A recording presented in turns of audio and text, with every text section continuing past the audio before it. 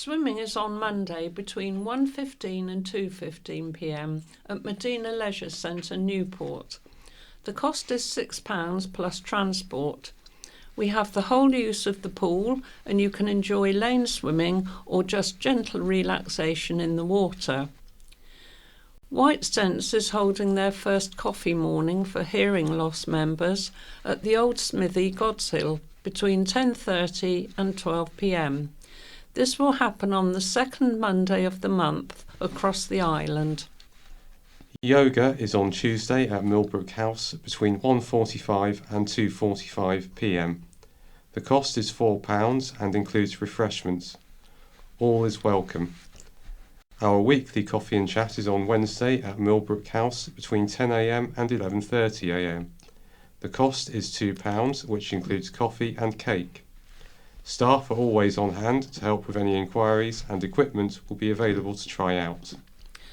Thursday is Mix and Mingle. This group meets between 10:30 a.m. and 2 p.m. every week. Booking for this group is essential, and at the moment there is a waiting list for people to join. The art classes by Maddie starts next week on March the 13th, and again there is space available. The cost is £10, which includes all the materials you need. Maddie herself is visually impaired and has offered our members the opportunity to attend her classes in the new Dementia Hub at Parkland Centre, Cowes. We still have spaces available for the pottery on April the 20th at Jubilee Stores, Newport. The cost is £25. If interested in either, please call the office and speak to Susan. Our knitted Easter egg covers are arriving now at Millbrook and are on sale at the suggested donation of £2. They can be found at Forest View Nurseries, the Sloop in Wootton, and of course our Dress for Less shop in Newport. If anyone would like a basket of chicks, we can always gift wrap for you if you call the office. Our monthly 100 Club has spare balls available. If anyone would like to buy a ball, it is £2 a month or £24 for the full year. The more balls in the draw, the higher the prize money each month. If you would like to take part in our monthly draw, please call the office. This is part of our fundraising activities. If you would like to join any activity or want more details, please call the office on 522205. This is Alison reading an article from Isle of Wight Radio entitled Isle of Wight Tomatoes Given Seal of Approval in New Produce Guide. Arreton's Isle of Wight tomatoes have again been given the seal of approval as local food superstars in the latest guide to the best produce Hampshire and the Isle of Wight has to offer.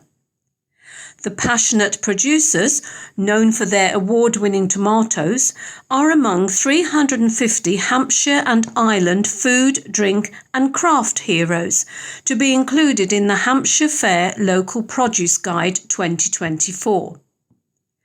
The guide was officially launched by former England rugby union star Steve Thompson MBE, who is also a director of Gosport's Powder Monkey Brewing Company. Steve said, "Being involved with Powder Monkey and seeing it develop has been great for me. As someone who loves food and cooking, the importance of supporting local producers is paramount. Wherever possible, I use local produce, knowing the quality will be excellent." Katerina Loisos of Isle of Wight Tomatoes said, "We are passionate local producers and being part of a network of like-minded souls is invaluable to us. We are committed to our small patch of the UK and to be able to deliver our produce sustainably, grow locally and reduce our impact on the environment is so important to us." The Hampshire Fair Local Produce Guide includes the best of the region's food and drink businesses, from chocolatiers, beekeepers, bakeries and breweries, to farm shops, pubs, vineyards and farmers' markets. Natasha Dochniak of Hampshire Fair said, "Hampshire and the Isle of Wight have become leaders in the food and drink scene in the British Isles over the last decade. Our local larder is rich. We have fabulous natural seasonal produce that the region is renowned for. Strawberries, chalk stream trout, watercress, crab, lamb, fish and panage pork from the New Forest. Then it's our amazing and talented producers and chefs that create products from that larder and bring them to our communities through farm shops, local high streets, farmers' markets, pubs, cafes, restaurants and online." The Hampshire Fair Local Produce Guide can be viewed and downloaded on the website and is also available free from member outlets. Look for the sign of the Hampshire Hog. This is Brian reading an item from Isle of Wight Radio. Increasing numbers of dementia patients sent to mainland since St Mary's ward closure. Fewer people with mental health issues and dementia are being sent off the Isle of Wight after changes at St Mary's Hospital. Specialist ward Shackleton closed 5 years ago over care and staffing concerns.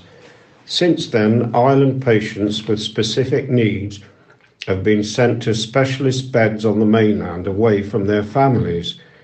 Now, Afton Ward, an inpatient unit, has been rearranged with 2 fewer beds but more staff and an enhanced care team to mostly avoid the need for mainland beds. Some specialist cases may still need mainland care. The pilot has had positive feedback, according to Dr. Leslie Stevens, Isle of Wight's NHS's Mental Health Director, speaking to a meeting of the Isle of Wight Council's Policy and Scrutiny Committee for Health and Social Care.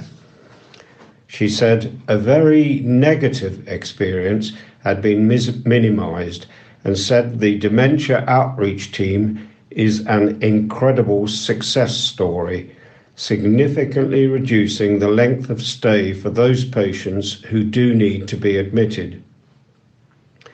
The demand for mental health dementia beds has also been minimised. Dr. Stevens said it has become increasingly challenging to find the necessary beds on the mainland due to pressures in the care system. Staff on the ward have received dementia training, and the working relationship with the outreach team has been really strong and positive, she said. They have been able to continue to be safe through the pilot despite the challenges that come with mental health and dementia care. This is Chris reading an article from Isle of Wight Radio. Yarmouth Primary School to be transformed into Marine Heritage Centre. A former primary school could be sold off and made into a marine heritage centre with an Isle of Wight attraction moving in. Yarmouth Primary School has been empty for more than a year after pupils moved down the road to Freshwater. The Isle of Wight Council put the site on Mill Lane up for sale last summer as it was surplus to educational requirements and received 12 bids. The authority has revealed its preferred bid, which received 55 emails of support. It's to turn the school into a marine heritage exhibition, education and activity centre. The scheme is proposed by Yarmouth Community Foundation and will include building 8 affordable houses. The foundation is made up of the Hera Path Shenton Trust and the Maritime Archaeology Trust, and under the plans, the Shipwreck Centre, currently at Arreton Barnes, could move to the West Wight. Another bid came from Yarmouth Town Council for affordable housing and a cultural, creative and exhibition centre. Other proposals ranged from £50,000 to £677,000 and could see the former school site turned into a boatyard or retirement apartments, a powerboat school and hospitality training centre, or a food retail outlet. The Council's Cabinet will consider the bids next Thursday, March the 14th, and if, following officers' recommendation, the school would be sold to the foundation, which has offered to buy the site for £435,000. When the site is sold, the council will keep £400,000 to reimburse the refurbishment costs for the Freshwater and Yarmouth School building, and anything else will be given to the Department for Education. Before the council can sell the site, it will need the agreement of the government to dispose of the school. The council has said the preferred bid represents the best value for both the public purse and to the council, and that it has a strong community element which offers substantial benefits to the people of Yarmouth and the island. The bids were evaluated by council officers and an independent consultancy, ranking them against specific considerations. Key criteria, the council has said, were proof of deliverability, having sufficient funds to purchase the site as quickly as possible, and the ability to manage the development in the long term. Overall, the Maritime Centre was first, followed by the proposals for the boatyard, and then the town council's ideas. Mermaid Centre plans on ice as visitor centre plans withdrawn. From Isle of Wight Radio, read by Chris. Major plans to transform the Isle of Wight's disused ice rink appear to have frozen. Last year, Isle of Wight Distillery unveiled plans to take over the former Planet Ice building on Ryde Esplanade, turning it into a landmark visitor attraction and new distillery hub. The maker of Mermaid Gin submitted an application to the Isle of Wight Council, but the proposals have now been withdrawn. Isle of Wight Distillery was not the owner of Ryde Arena when it lodged its application at the beginning of October. It had proposed a project similar to Hampshire's Bombay Sapphire Visitor Centre and said its Mermaid Centre would create jobs. A retail outlet, distillery and bottling area, hospitality and customer experience space, third-party operated restaurant and offices for staff were all included in the plans. Clarification was being sought by council officers about nighttime operations, including deliveries and dispatches. In its original plan, Isle of Wight Distillery said its current base at Nettleston was running at maximum capacity, and it said there was a pressing need to relocate. Ryde Town Council and Island Roads had not objected, and there were no complaints from anyone else. Isle of Wight Distillery has been contacted for comment, and the reason for the plan's withdrawal has not been made public. This is Alison, reading an article from Isle of Wight Radio entitled Isle of Wight Tax Increases, All the Details. Isle of Wight residents will pay more than £100 a year extra on average for fire, police and council services.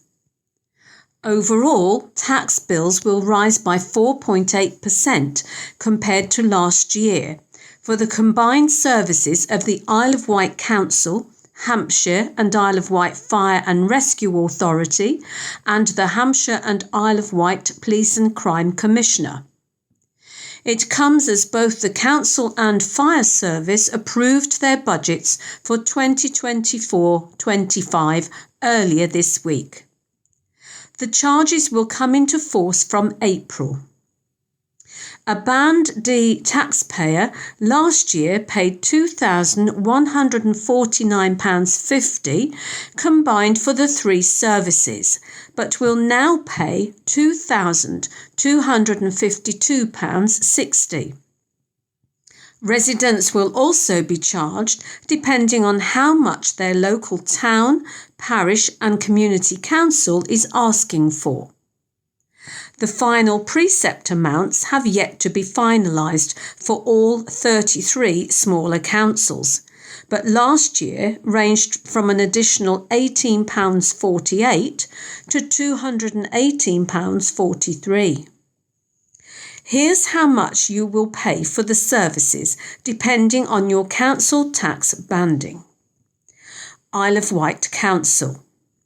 Band A, £1,272.26. Band B, £1,484.30. Band C, £1,696.35. Band D, £1,908.39. Band E, £2,332.48. Band F, £2,756.56. Band G, £3,180.65. Band H, £3,816.78. Hampshire and Isle of Wight Police and Crime Commissioner. Band A, £174.31. Band B, £203.36. Band C, £232.41. Band D, £261.46. Band E, £319.56. Band F, £377.66. Band G, £435.77. Band H, £522.92. Hampshire and Isle of Wight Fire and Rescue Authority. Band A, £55.23. Band B, £64.43. Band C, £73.64. Band D, £82.84. Band E, £101.25. Band F, £119.66. Band G, £138.07. Band H, £165.68. This is Brian reading an article from the Island Echo. Isle of Wight Walking Festival launches first walks for spring 2024. Celebrating 25 years in 2024, the Isle of Wight Walking Festival has released the first set of walks that can be enjoyed in this year's spring event. The multi-award-winning event is back from the 11th to the 19th of May 2024, aimed at encouraging visitors to enjoy the beautiful Isle of Wight as the days become warmer and the UNESCO Biosphere Reserve bursts into life. Started by the Isle of Wight Council in 1999 and taken on by Visit Isle of Wight in 2017, the Isle of Wight Walking Festival continues to lead the way with over 70 walks launched this week. Extending the shoulder season to encourage visitors to the Isle of Wight at times other than the traditional 6 weeks in summer, the Isle of Wight Spring Walking Festival will host a number of walks with a variety of themes. New walks include a special 25th anniversary walk from the from Chairman of the Isle of Wight Ramblers, David Yates, with a 25-kilometre long-distance ramble starting and finishing from the Three Bishops pub in Bryston. 2024 also marks another special milestone, the 175th anniversary of Charles Dickens spending 3 months on the island writing chapters of David Copperfield. Join the Dickens walk around the charming village of Bonchurch to find out more. Classic walks, which are always favourites with visitors, include the 7-mile Three Peaks of West Wight on the 18th of May, while a chance to explore the natural landscape is available on the 11th of May during the Tapnell Trail Wildlife Walk with the Hampshire and Isle of Wight Wildlife Trust. The Isle of Wight Walking Festival also continues to support the Mountbatten Walk the Wight, which takes place on Sunday the 12th of May. Amy Summers, Sustainable Travel, Trade and Exhibitions Manager at Visit Isle of Wight, says the return of the Spring Walking Festival is always eagerly anticipated. It's so good to be celebrating the Isle of Wight Walking Festival's return this May, particularly as it is the 25th anniversary of this fantastic event. This spring we'll be launching with more walks than we've ever had before, which means there are even more reasons to visit the Isle of Wight, and that's thanks to the volunteer walk leaders who make the walking festival happen. It's those walk leaders that we're hoping people will vote for in the Visit England Tourism Superstar Awards, and I urge everyone to vote for them. Good morning. This is Chris reading an article from Isle of Wight Radio.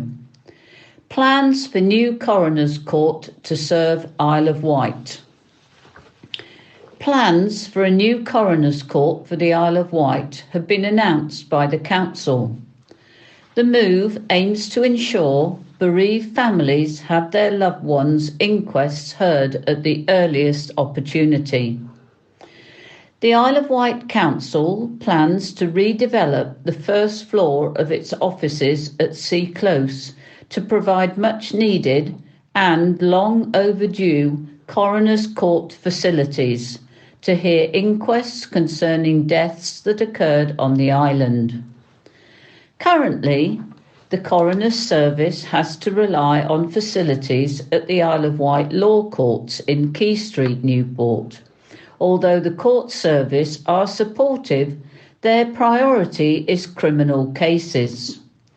They have not been able to permit the coroner to use the Crown Court, which is the only courtroom on the island which has dedicated jury facilities, since the summer of 2022. This, combined with reduced capacity within the coroner's team, has significantly impacted on the way in which the coroner has been able to deliver the service. The council's £86,000 investment in Sea Close off Fairley Road, Newport, aims to address this by providing dedicated coroner's court facilities on the island for the first time. The plans include a large courtroom, jury retiring room, conference rooms and modern office space. The island senior coroner, Caroline Summery, said, "Attending an inquest can be a distressing experience for relatives and loved ones, and we do all we can to ensure anyone attending is made to feel as comfortable as possible." The new facilities at Sea Close will allow the coroner's service to have readily available access to a court. This will facilitate the hearing of cases more efficiently, helping to minimise any stress or uncertainty which can come with waiting for an inquest, and ensuring that families of the bereaved have their inquests at the earliest opportunity. The Coroner's Service annually manages an average of 775 reported deaths. It is hoped the first inquests will be held at Sea Close by September 2024.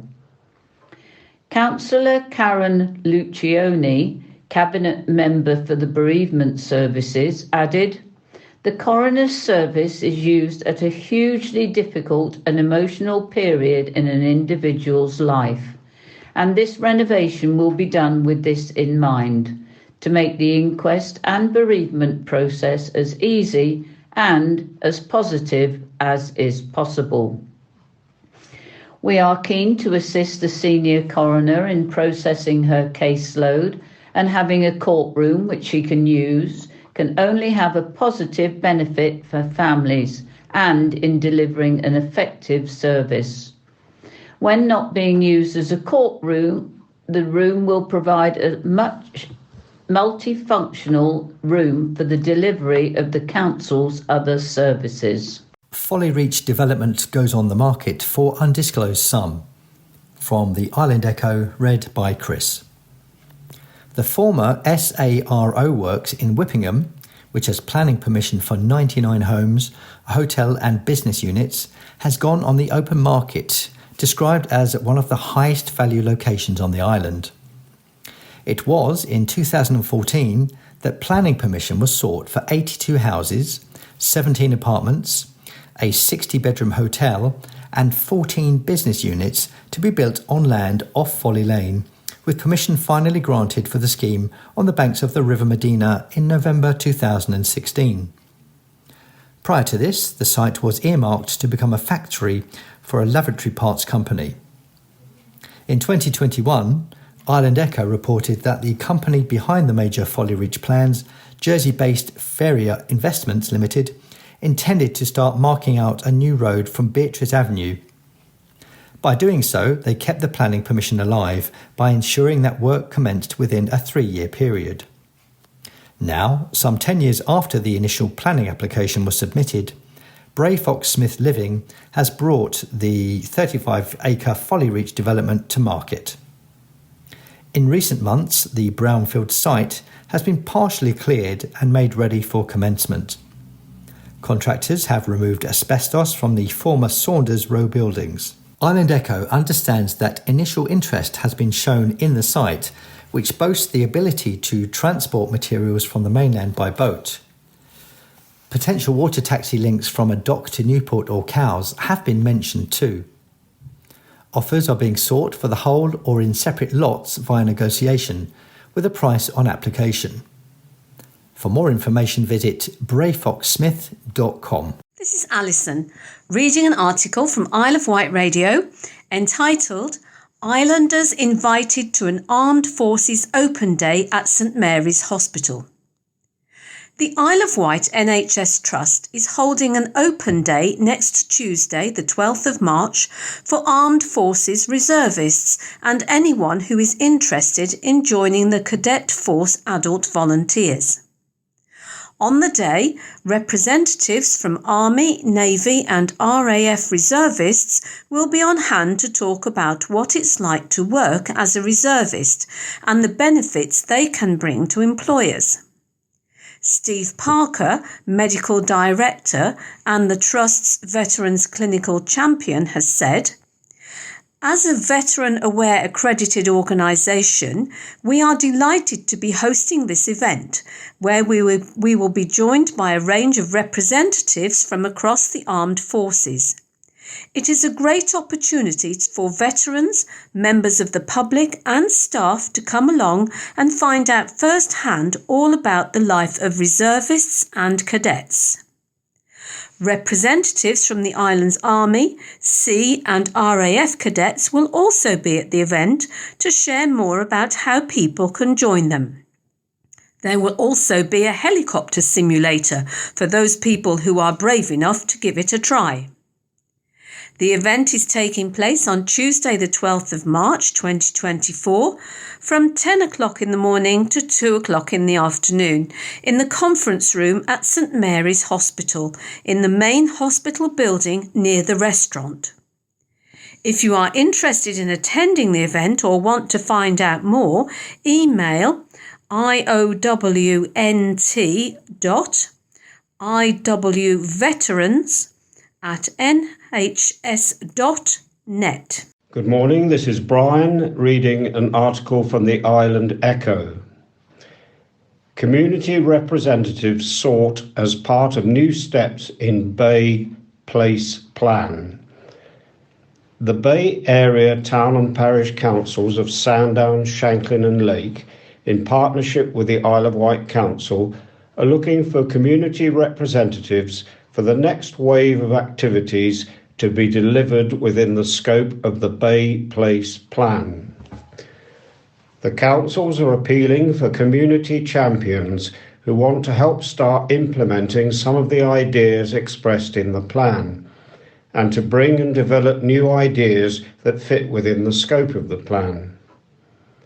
For those who weren't able to attend the recent launch or didn't express an interest at the time, this is your opportunity.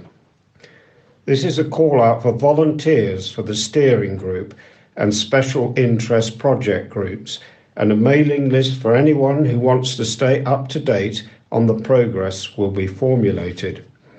A total of 8 categories have been identified as focus areas for representatives: arts and culture, businesses, hotels and holiday accommodation, community organisations, young people, natural environment, events and activations, and sports and active pursuits.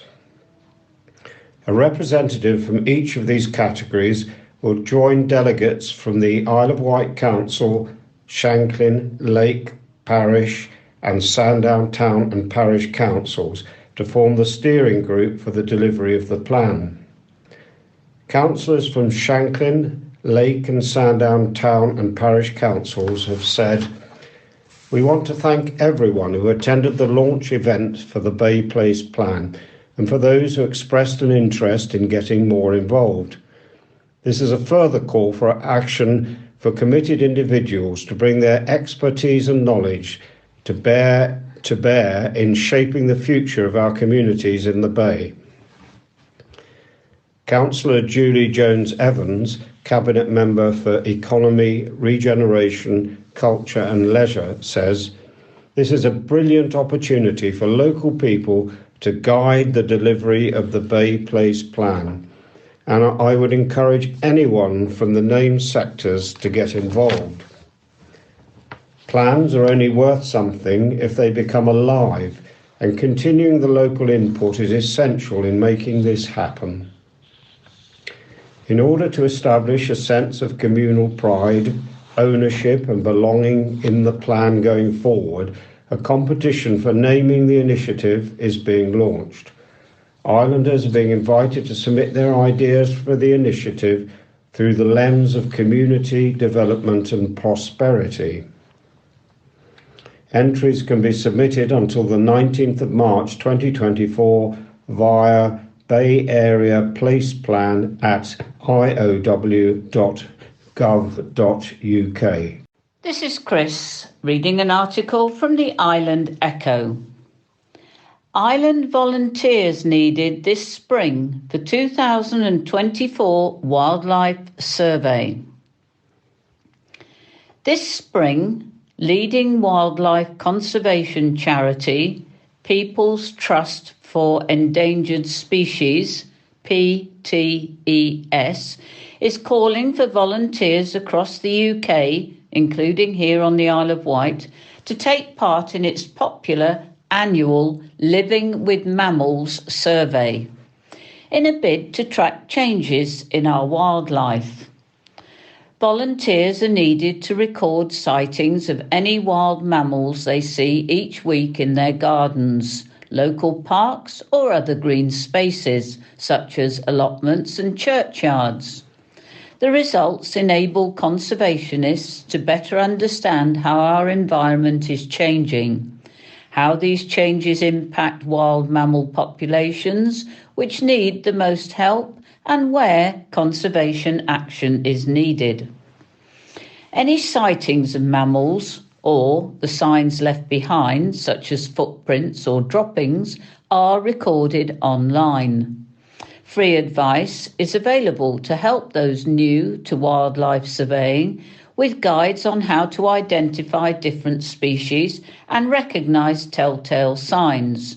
You don't need to be an expert.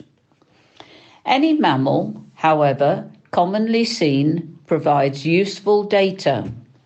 Last year, almost 800 sites across the country were surveyed, with over 20 different species spotted, including garden regulars such as foxes and grey squirrels, and well-loved species such as hedgehogs. There were also records of rarer species too, highlighting the importance of urban areas in conservation. These included 8 records of red squirrels here on the Isle of Wight. David Wembridge, Mammal Surveys Coordinator at People's Trust for Endangered Species, says, with blossom on the trees and bats and hedgehogs emerging from hibernation, spring is a wonderful time to connect with the great outdoors and get involved in conservation. Taking part in living with mammals is a really valuable and easy way to help conservation. Every record, whether you spot anything or not, is crucial to understanding how different populations are changing year on year and how we can help protect them. The data from living with mammals contribute to major reports such as the state of nature and the state of Britain's hedgehogs. And without these records, we wouldn't have such an insight into how different species are faring and how to help. Therefore, it's vital that as many people as possible can take part. Living with Mammals 2024 runs from March until the end of the year. To take part, visit www.ptes.org/LWM and share your photos on social media using Living with Mammals. Bob meets young islanders taking up care placements and encourages more to apply. From the Island Echo, read by Chris. A new care undergraduate scheme has allowed 6 young islanders to gain experience working in the social care sector, with more opportunities for young islanders to come. The scheme began last summer when the Isle of Wight Council recruited its first 6 young people from across the island to join the council's reablement and outreach team. The service supports people from hospital to regain their independence across the island, supporting around 120 island residents each week. The island's MP Bob Seeley said, "These impressive young people are the first group through this new initiative to train young island care workers and to give them a stronger career structure. I am so grateful to them and to the team at the council that's been supporting them."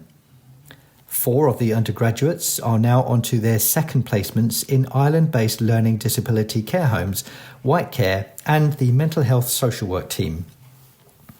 Mr. Seeley went along to meet the undergraduates and their mentors to find out how the scheme was working and to listen to their reactions. Undergraduate Courtney Reid told the MP, "The scheme offers young people multiple insights for future career opportunities." Linda Thompson, a support worker who has been with the council for 3 years but has over 30 years' experience of working in the NHS Trust, told the MP how she has really enjoyed sharing and showing the undergraduates what to do and was looking forward to being asked to help again.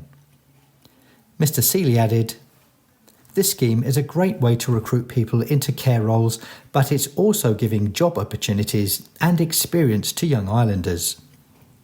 The young islanders who have taken up these placements all told me they are enjoying being able to gain experience working in different care roles, and the programme is helping them to decide which area of care they are most suited to. The Isle of Wight Council is now looking to recruit the next cohort of undergraduates to join the scheme in 2024 and will be visiting some educational establishments such as the Isle of Wight College, the Sixth Form College and Cowes Enterprise College in the spring to speak with young islanders about the scheme and how to apply. Mr. Seeley continued, "I strongly encourage young islanders to consider this scheme as a pathway into the care profession. It's a great way to gain experience and find the right role. Thank you again to everyone involved." Mr. Seeley said that anyone interested in the scheme should contact yvonne.bell@iow.gov.uk, who will be happy to help. Good morning, everyone. This is Madeline. And this is Sam. And we're reading the second part of the Talking News, beginning with some news items. No plans to sell flagship Isle of Wight hotel. Dacia's Holidays has no plans to sell its flagship island hotel. The statement comes after the business put 3 of its other hotels on the market, which islanders have long enjoyed coach trips to. Property agent Savills has been instructed by Dacia's Group to sell 3 hotels from its portfolio: Barrowfield Hotel, New Quay, County Hotel Kendal and Dacia's Blackpool.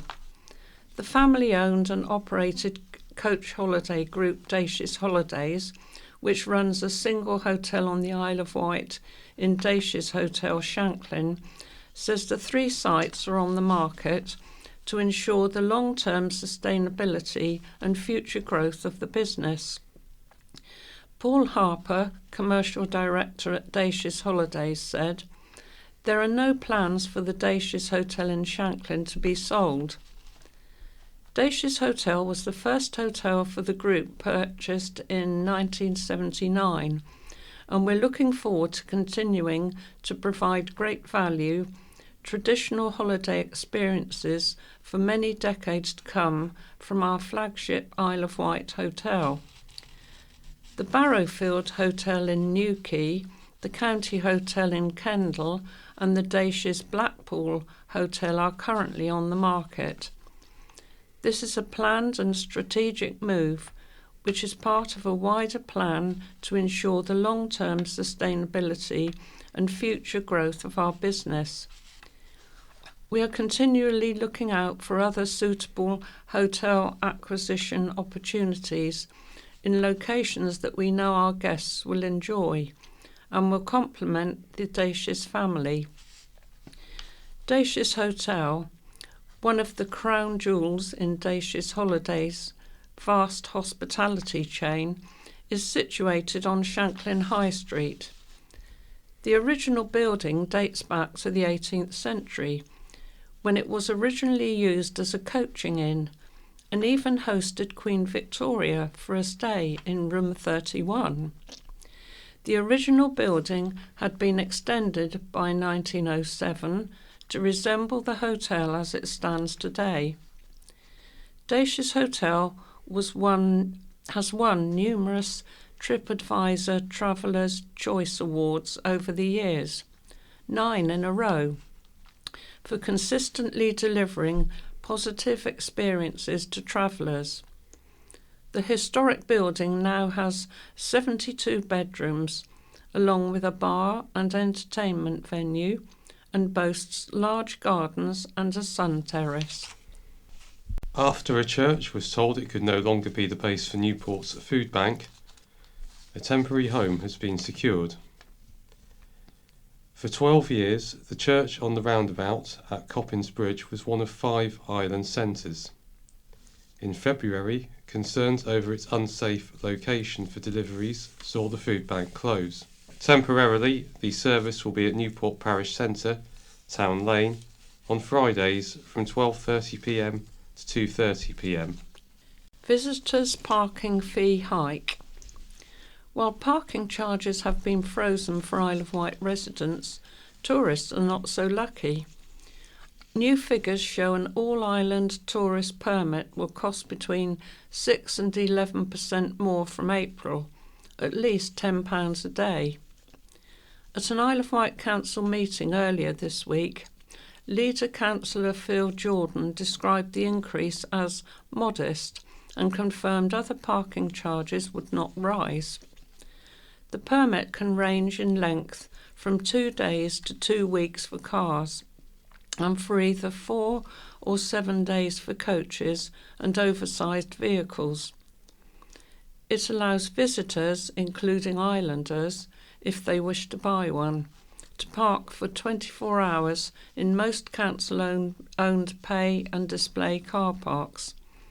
Exceptions include Yarmouth Harbour and Yaverland's Dinosaur Isle.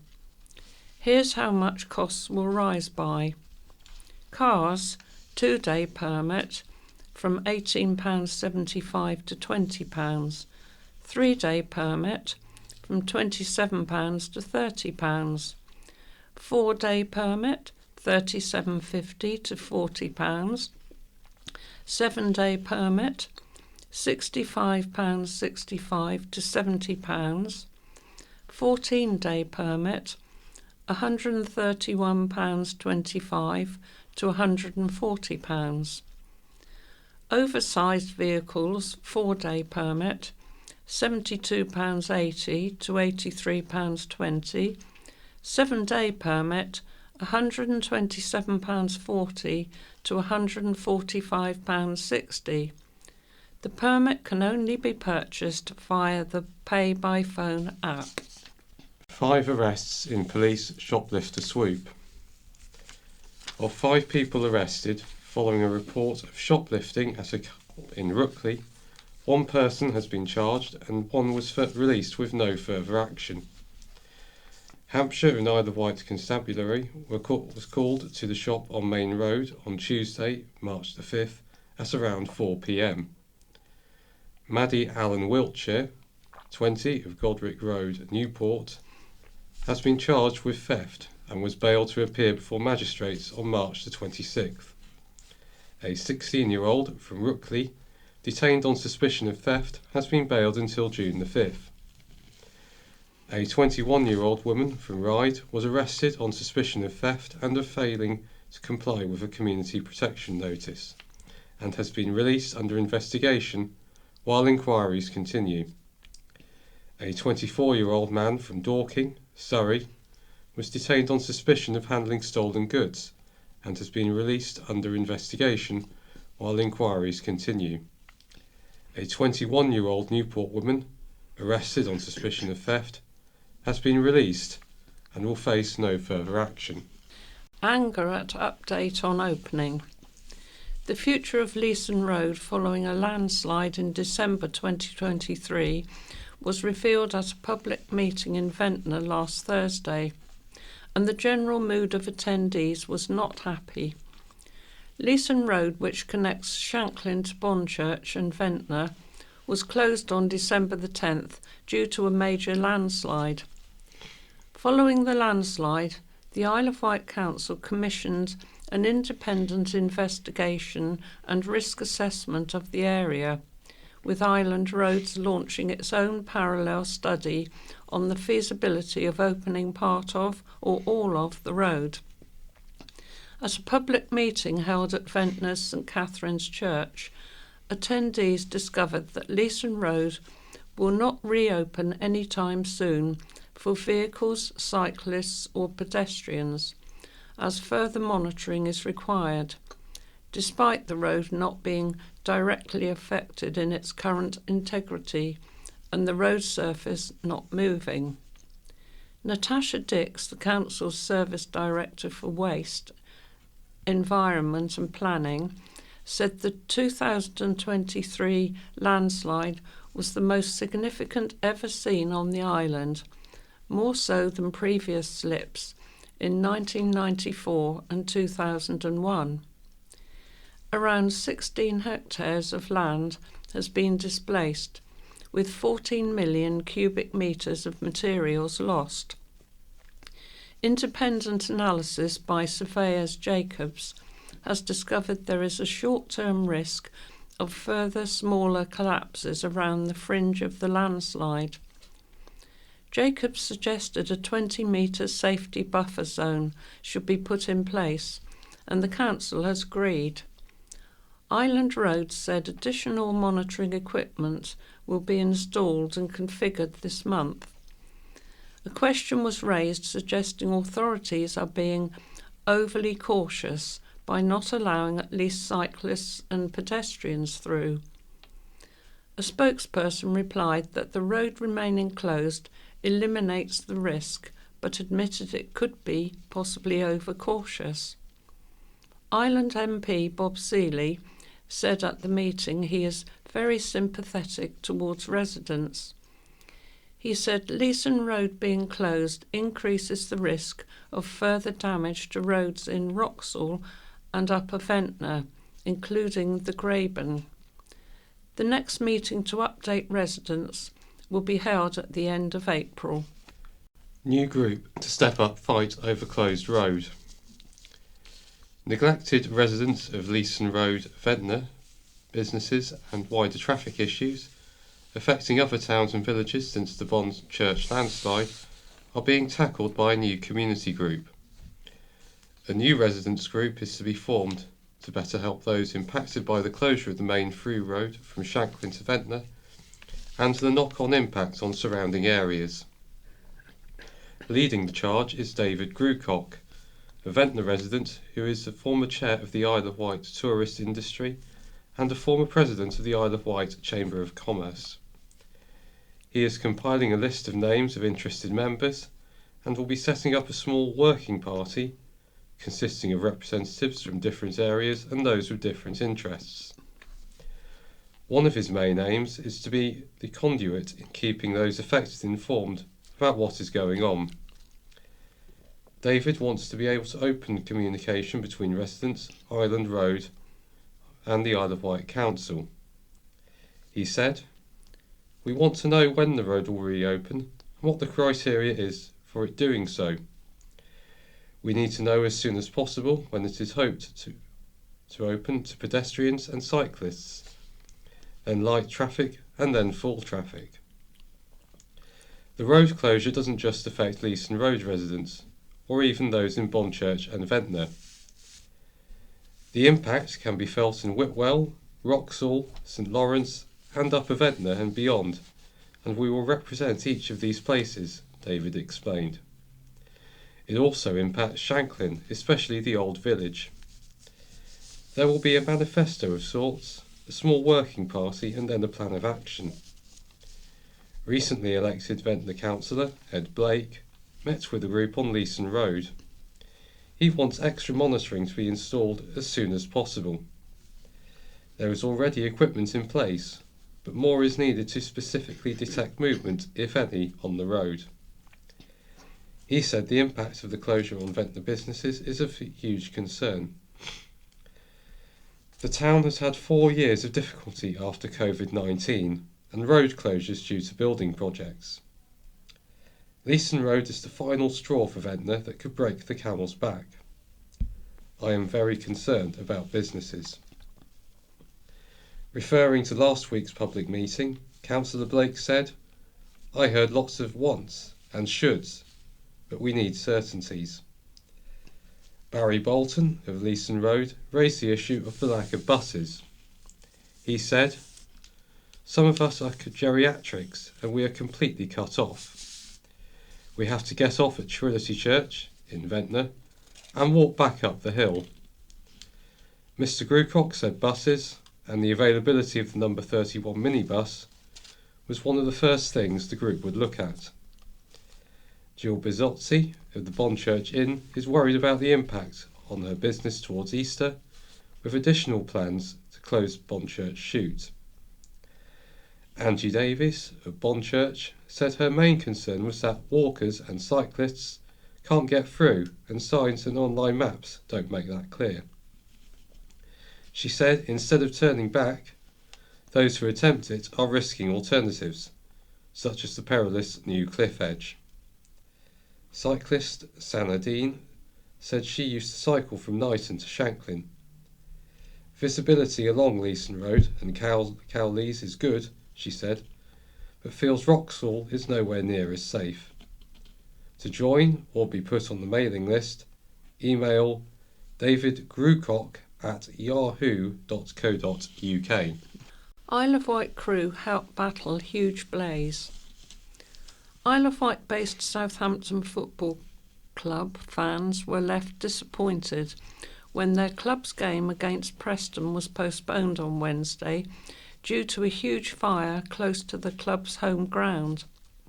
A major blaze in an industrial estate near the city's Marine Parade, next to St Mary's Stadium, saw large numbers of fire engines and support vehicles called to the scene.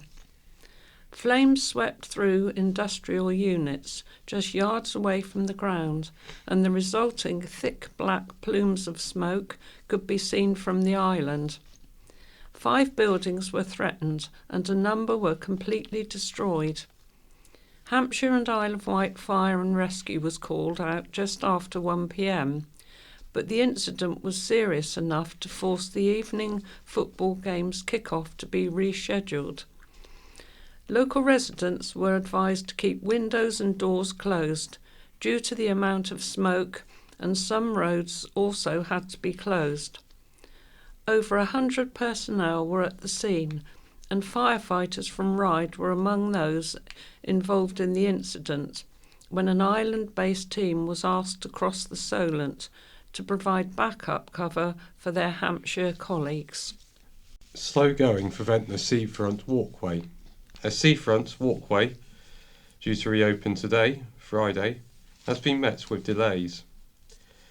The improvements on Rene Howe Walk at the Cascades will now not be finished until Easter. The walkway is the focus of a 27-week project to install 140 metres of new safety railings, curving down Ventnor's iconic Victorian cascade. But a problem with the galvanisation process, being carried out by a mainland firm on the railings, is holding the project up, according to Island Roads. An Island Roads spokesperson said, "The Rene Howe Walk scheme remains on track to be completed by the Easter weekend. However, we are disappointed to announce the walkway will not reopen today as previously communicated. The bespoke handrails are made on the island but then need to go to a mainland facility to be galvanised. Unfortunately, a breakdown at this facility has led to a delay in delivery. The scheme has also involved excavating Shore Hill. The entire route is being resurfaced and bollards are being installed to protect pedestrians and road users." Blackgang Chine change. Blackgang Chine has changed its pricing model, meaning entry for children will now be calculated by height as opposed to age. Previously, children under 4 have been able to enter for free. However, that has now been changed to children under 1 metre, subject to measurement on arrival. Vectis Ventures, which runs the attraction, said the decision has been made to be more in line with the rest of the industry. One parent said it would mean their 2-year-old, who is over 1 metre, will now miss out on 2 years' worth of free entry. They said they were not prepared to pay for a child who isn't tall enough to go on some of the rides. A spokesperson for Blackgang Chine said, "As with most theme parks, this has been based on our ride height restrictions and the offering available to those who are over 1 metre tall. It has been brought in this year with our increased ride offering for the 2024 season, with new attractions on their way. Vectis Ventures is moving and renaming the Colossus ride from the closed Robin Hill to Blackgang Chine. A second new attraction has also been teased. The park reopens on March the 23rd. Housing approval crazy. Aspects of a major housing development in a rural village were called crazy, but the scheme was given the go-ahead on Tuesday night. Isle of Wight councillor Matt Price said it was absolutely crazy to consider the application for Shalfleet because he said it would encourage more parents to use their cards on school runs. Concerns had been raised about a lack of path between the proposed 70 new houses at Burt's Close and Shalfleet Primary School, which is 700 metres down the road. There were also complaints about affordability, sustainability, and claims the village character would change. The Isle of Wight Council's planning committee was split over the Warlands Partnership Plan, with 4 votes in favour and 4 against. Committee Chair Councillor Warren Dew's casting vote in favour decided the matter. 27 houses will be designated as affordable, and Councillor Jeff Brodie successfully added a condition to make 70% of those rented not bought. He said demand is overwhelming and there is an obscenely long housing needs register. On the matter of a safe route to school, officers said walking along the main road's grass verge is unsafe, but there had been an issue with securing third-party land. The developer agreed to contribute £70,000 to a pedestrian link if it can be agreed. Sharps bins shortage unacceptable. A 2-year conundrum for Sharps bin users has been branded unacceptable as responsibility has been pushed from one authority to another. The bins are a way to safely dispose of used medical needles for those who self-treat conditions at home, including type 1 diabetes.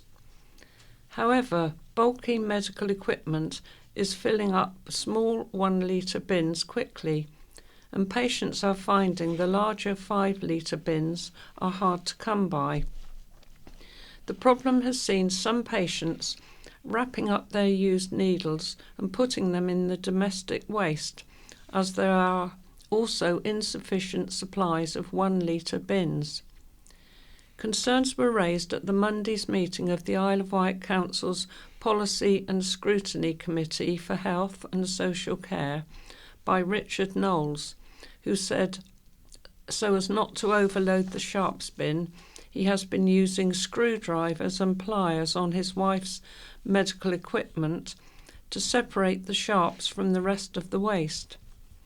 Mr. Knowles said the 1-litre bins are not suitable or fit for purpose for 1,000 island patients with type 1 diabetes, and after 2 years of asking for the 5-litre bins to be added to the Sharps disposal scheme, there has been no meaningful progress.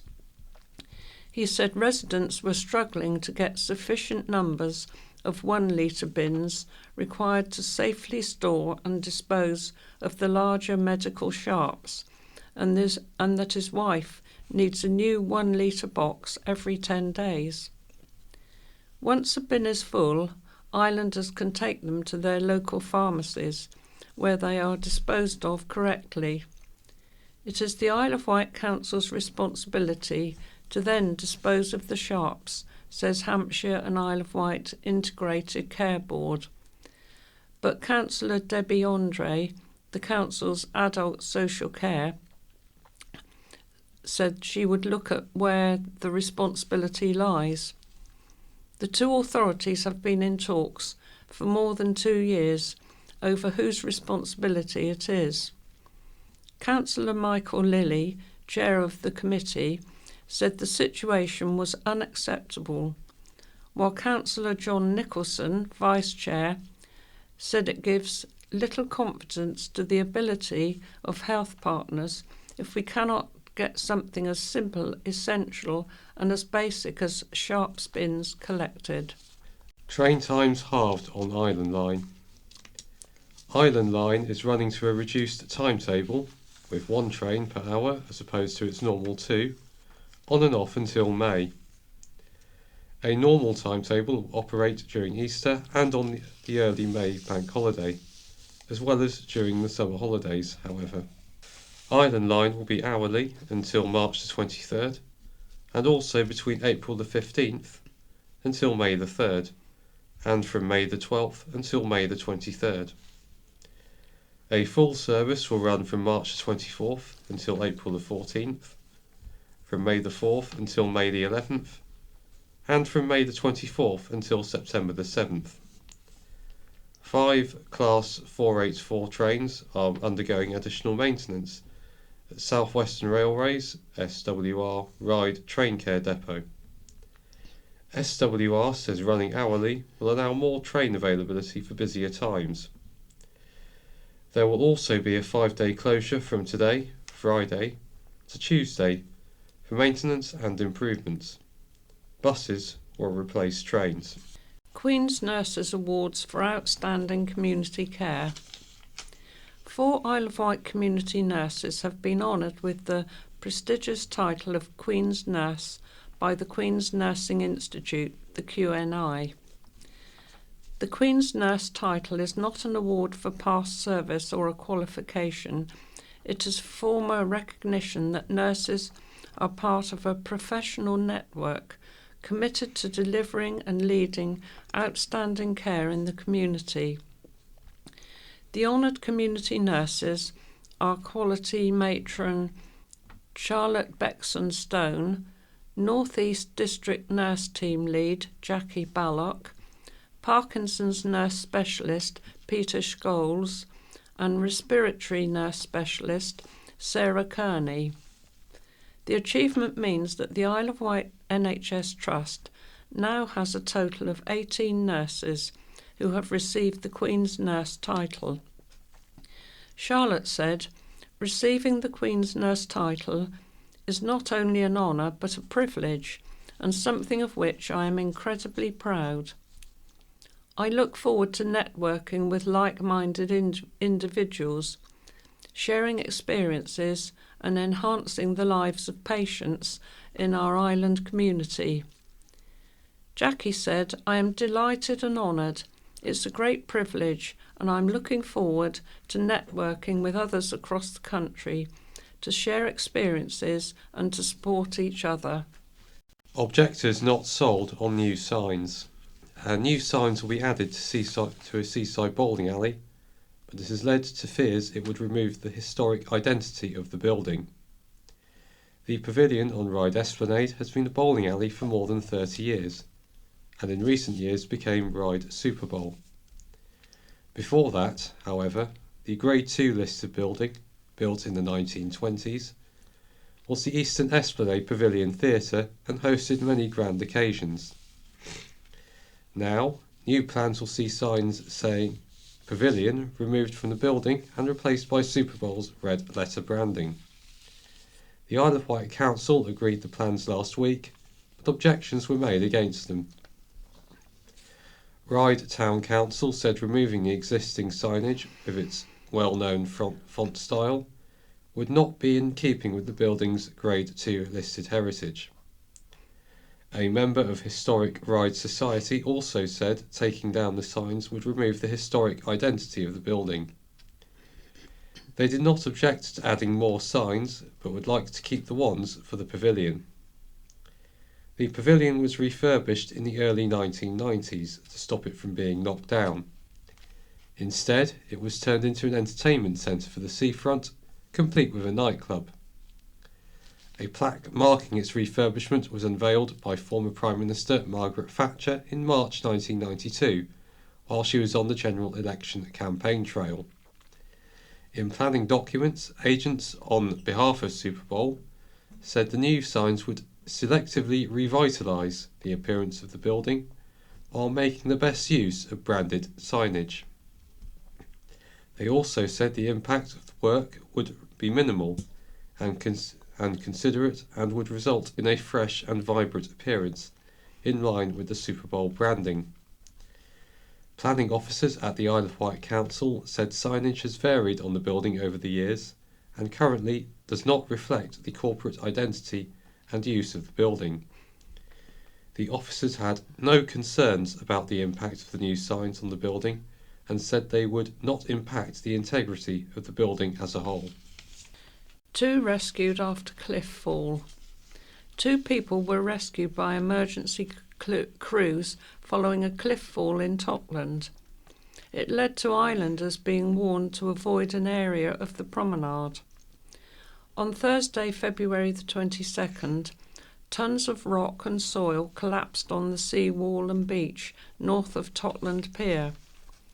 Natasha Dix, the Isle of Wight Council's Service Director for Environment, said, "We believe it is not safe for people to be walking on this section of the wall until we have a clear idea of the extent of the damage. We are still in a very wet and stormy period in which there will be rock falls, cliff falls and increased landslide risk."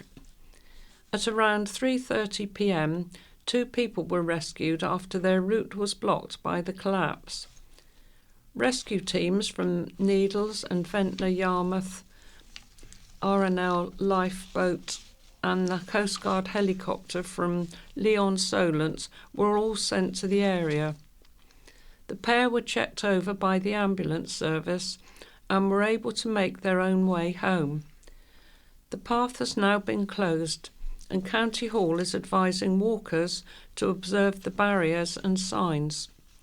A second section between the waterfront pub and Widdick Chine has also been closed, following the discovery of holes beneath the path. Housing plan for former care home. A former care home could become a house of multiple occupation, HMO, with 22 bedrooms. Bluebell House on Mitchell Avenue, Ventnor, has been closed since November 2022.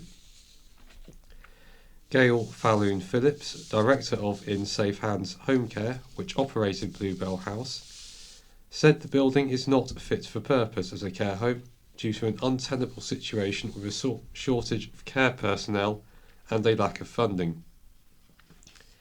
She said the property was on the market, but there had been a discouraging response. Now, Hertfordshire-based Terraform Development has put forward new proposals. Planning documents say the scheme would repurpose a large empty property, providing good quality accommodation for those in need of homes. Each bedroom would have a sink, and 16 rooms could have ensuite toilets. Residents would share 6 bathrooms and 1 shower room, as well as 3 kitchens and dining areas and 3 lounge areas. Flats on the top floor, previously used as accommodation for managers and owners, will be included. Minor external changes are also proposed, with a new window and door on the front of the building. C 24/00226/FUL and submit comments until April the 2nd. Surge in mainland fire crew call-outs. Mainland fire crews responding to major incidents 15 times on the island last year, more than double that in 2022. Figures have been revealed following a Freedom of Information request by the Local Democracy Reporting Service, after a review into how the fire service operates on the island was announced. Hampshire and Isle of Wight Fire and Rescue Service, that's HIWFRS, has said the review will tackle the known resilience challenges and the evolving and new unique needs and risks on the island. In the past 5 years, 41 incidents required the support of mainland crews on the island, with more than a quarter happening last year alone. In 2022 and 2021, there were 7 incidents each. A total of 33 mainland crews were deployed to the 15 incidents in 2023. At one incident, an agricultural barn fire at Buckham, crews from 9 mainland fire stations were mobilised to provide cover. On the same day in December, a further 5 mainland crews were called to a domestic fire in Brading. Other incidents included rescuing people from mud, small vehicle fires, and assisted with bariatric patients, as well as responding to false alarms. Responding to the figures, HIWFRS said it regularly moves appliances strategically to ensure suitable cover is provided across all areas. A spokesperson also said the professional judgment of officers and control teams is used to match resources to the identified risk within procedural guidance. It works to standard response plans, HIWFRS said, influenced by national operation guidance, which predetermines the resources sent to most incidents, regardless of geographical location. It said, as a unified service, it is better positioned to share resources across the Solent, ensuring greater resilience. As the number of incidents has increased, so has the cost of transporting the crews, engines and equipment to the island. In 2021-22, HIWFRS spent £1,657 on travel costs, which more than doubled the following year, in 22-23, to £5,103. The travel costs have doubled again in the current financial year. Between April 2023 and January 2024, HIWFRS spent £11,080 bringing crews to the island. Have your say on GP plans. GP surgeries could be extended using money from major new housing developments. The Isle of Wight Council is seeking islanders' views on a potential new policy in which developers would have to stump up cash if they want to build more than 20 homes. County Hall is working in partnership with the NHS Hampshire and Isle of Wight Integrated Care Board, which oversees the provision of primary health care and allocates funds.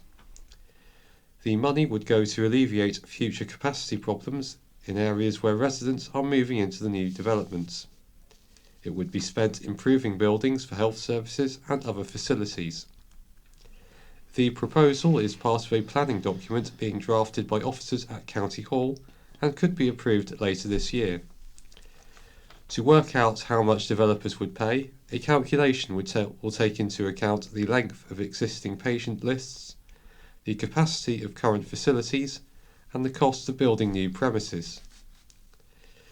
Once the consultation is finished, the draft policy goes to the Isle of Wight Council's leading cabinet members. Have your say on the idea by visiting iow.gov.uk/environment-planning/supplementary/planning/document-consultations/ Grand Restoration Plan. New plans for a historic Grade 2 building have been submitted, this time to restore the grand property that was once home to a poet. Robert Camping from Wonder House Group and Joseph Allnut Centres wants to make East Dean, overlooking the island's coast at Bonchurch, into a single house with guest and staff accommodation. Planning documents say this new scheme will mean East Dean cannot be split up and sold off and will not change its integrity from what it was designed as a family home. The latest plans would restore the 1820s built property to its original use.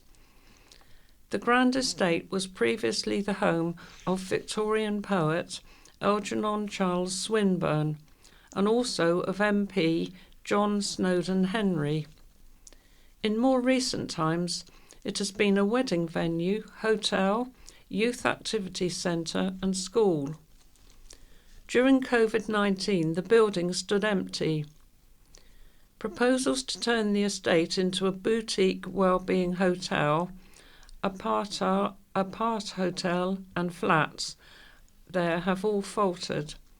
The latest documents recognise these previous failed attempts to develop the estate due to traffic and parking concerns and rule out commercial use of the site. The new plans say the house is overdue some restoration and argue the scheme would preserve the building and give it a sustainable future. They say roads would be less busy and the conservation area would be enhanced if the new plans were passed.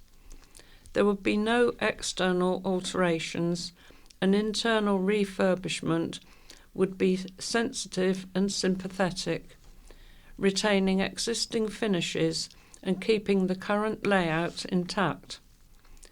Toilet cubicles and ensuite facilities, which were added during later, would be removed.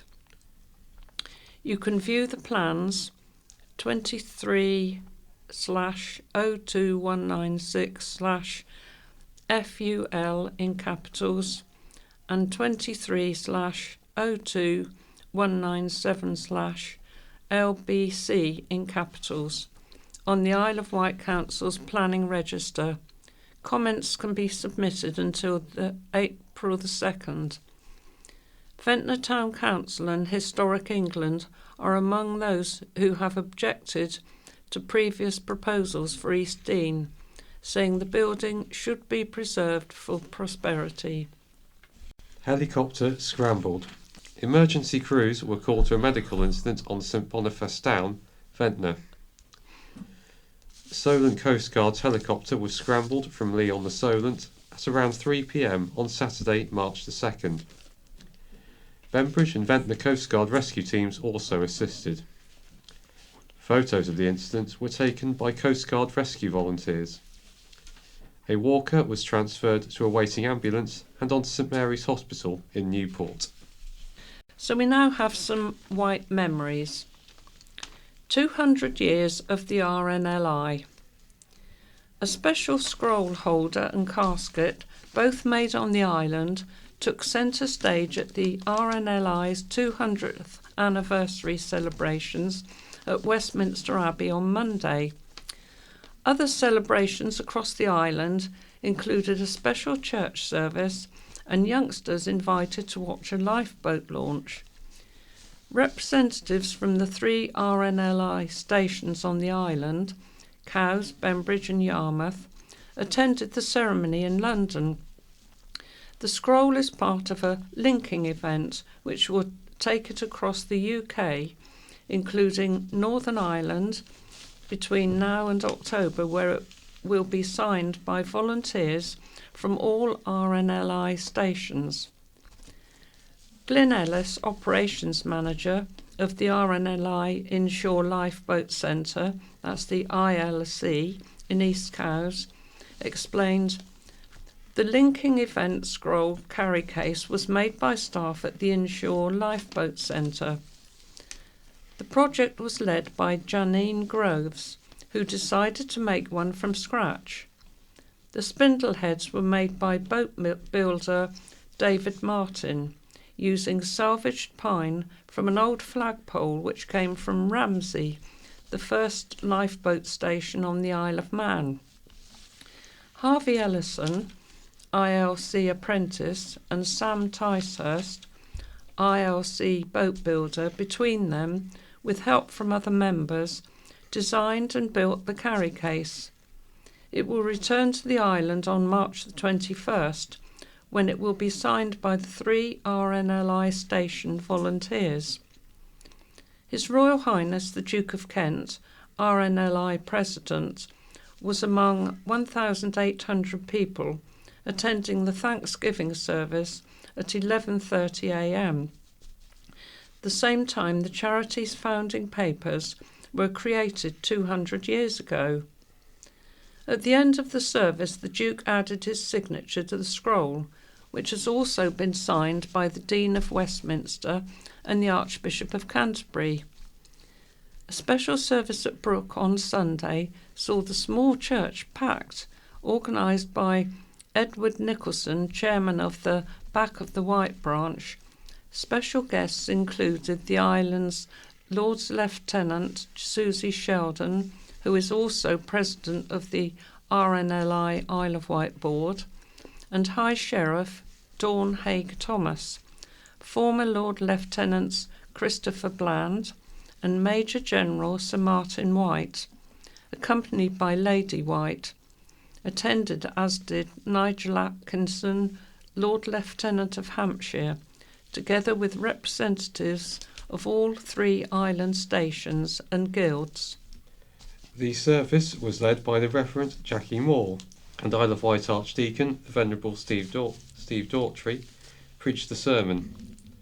Martin Woodward, former Bembridge lifeboat coxswain and marine historian, gave a short introduction to the lifeboats on the island, and Dave Kennett, former coxswain of Yarmouth Lifeboat, shared his reflections on how the institution and lifeboats have changed since he joined the crew in 1968. Amongst the hymns, a new verse of Eternal Father, especially written to commemorate the bicentenary, was sung. In Bembridge, 200 pupils from Ryde School and Bembridge CE Primary School waved flags in windy conditions at the launch of the Bembridge RNLI boat on Monday. The station, which has been part of the charity for 157 years, was founded in 1867 and has, to date, launched lifeboats 2,398 times and saved 948 lives. Dressed for the occasion, the boathouses were adorned with more than 500 metres, 1,640 feet, of bunting and about 900 flags. Yarmouth RNLI also featured in the BBC report on Monday evening with Joe Lester, father of coxswain Howard, Stuart Pym and sons Richard and Alex, and David Lemonius and son Pete all figured in the bulletin. Mechanic Richard, who attended the service in London, said, "I had the privilege of celebrating our 200 years of existence, dedication and outstanding achievement at Westminster Abbey with fellow colleagues and volunteers in a once-in-a-lifetime service. We also remembered those who have lost their lives whilst trying to rescue others in peril at sea. It was very humbling being part of this celebration, right down to all the friendly hellos, general kindness and conversations with total strangers I had, whilst walking through the centre of London in uniform. It has reminded me how much admiration and passion people of all walks of life still have for the charity and how important it is to keep supporting it. We exist to save lives at sea no matter where you come from. We will always strive to be there. I am one of many lifeboat men to follow in their father's footsteps, and I am so proud of what he achieved while in service. Since it was founded in 1824, the charity's lifeboat crews and lifeguards have saved more than 146,000 lives." And now moving on to my view. And this is an opinion from Catherine James. A revolutionary way of mobilising kids. Prime Minister Rishi Sunak has demanded more police action to mitigate for how mob rule is replacing democratic rule. Now, I'm no political terminologist, but surely the mob can only rule if their demands are actually met.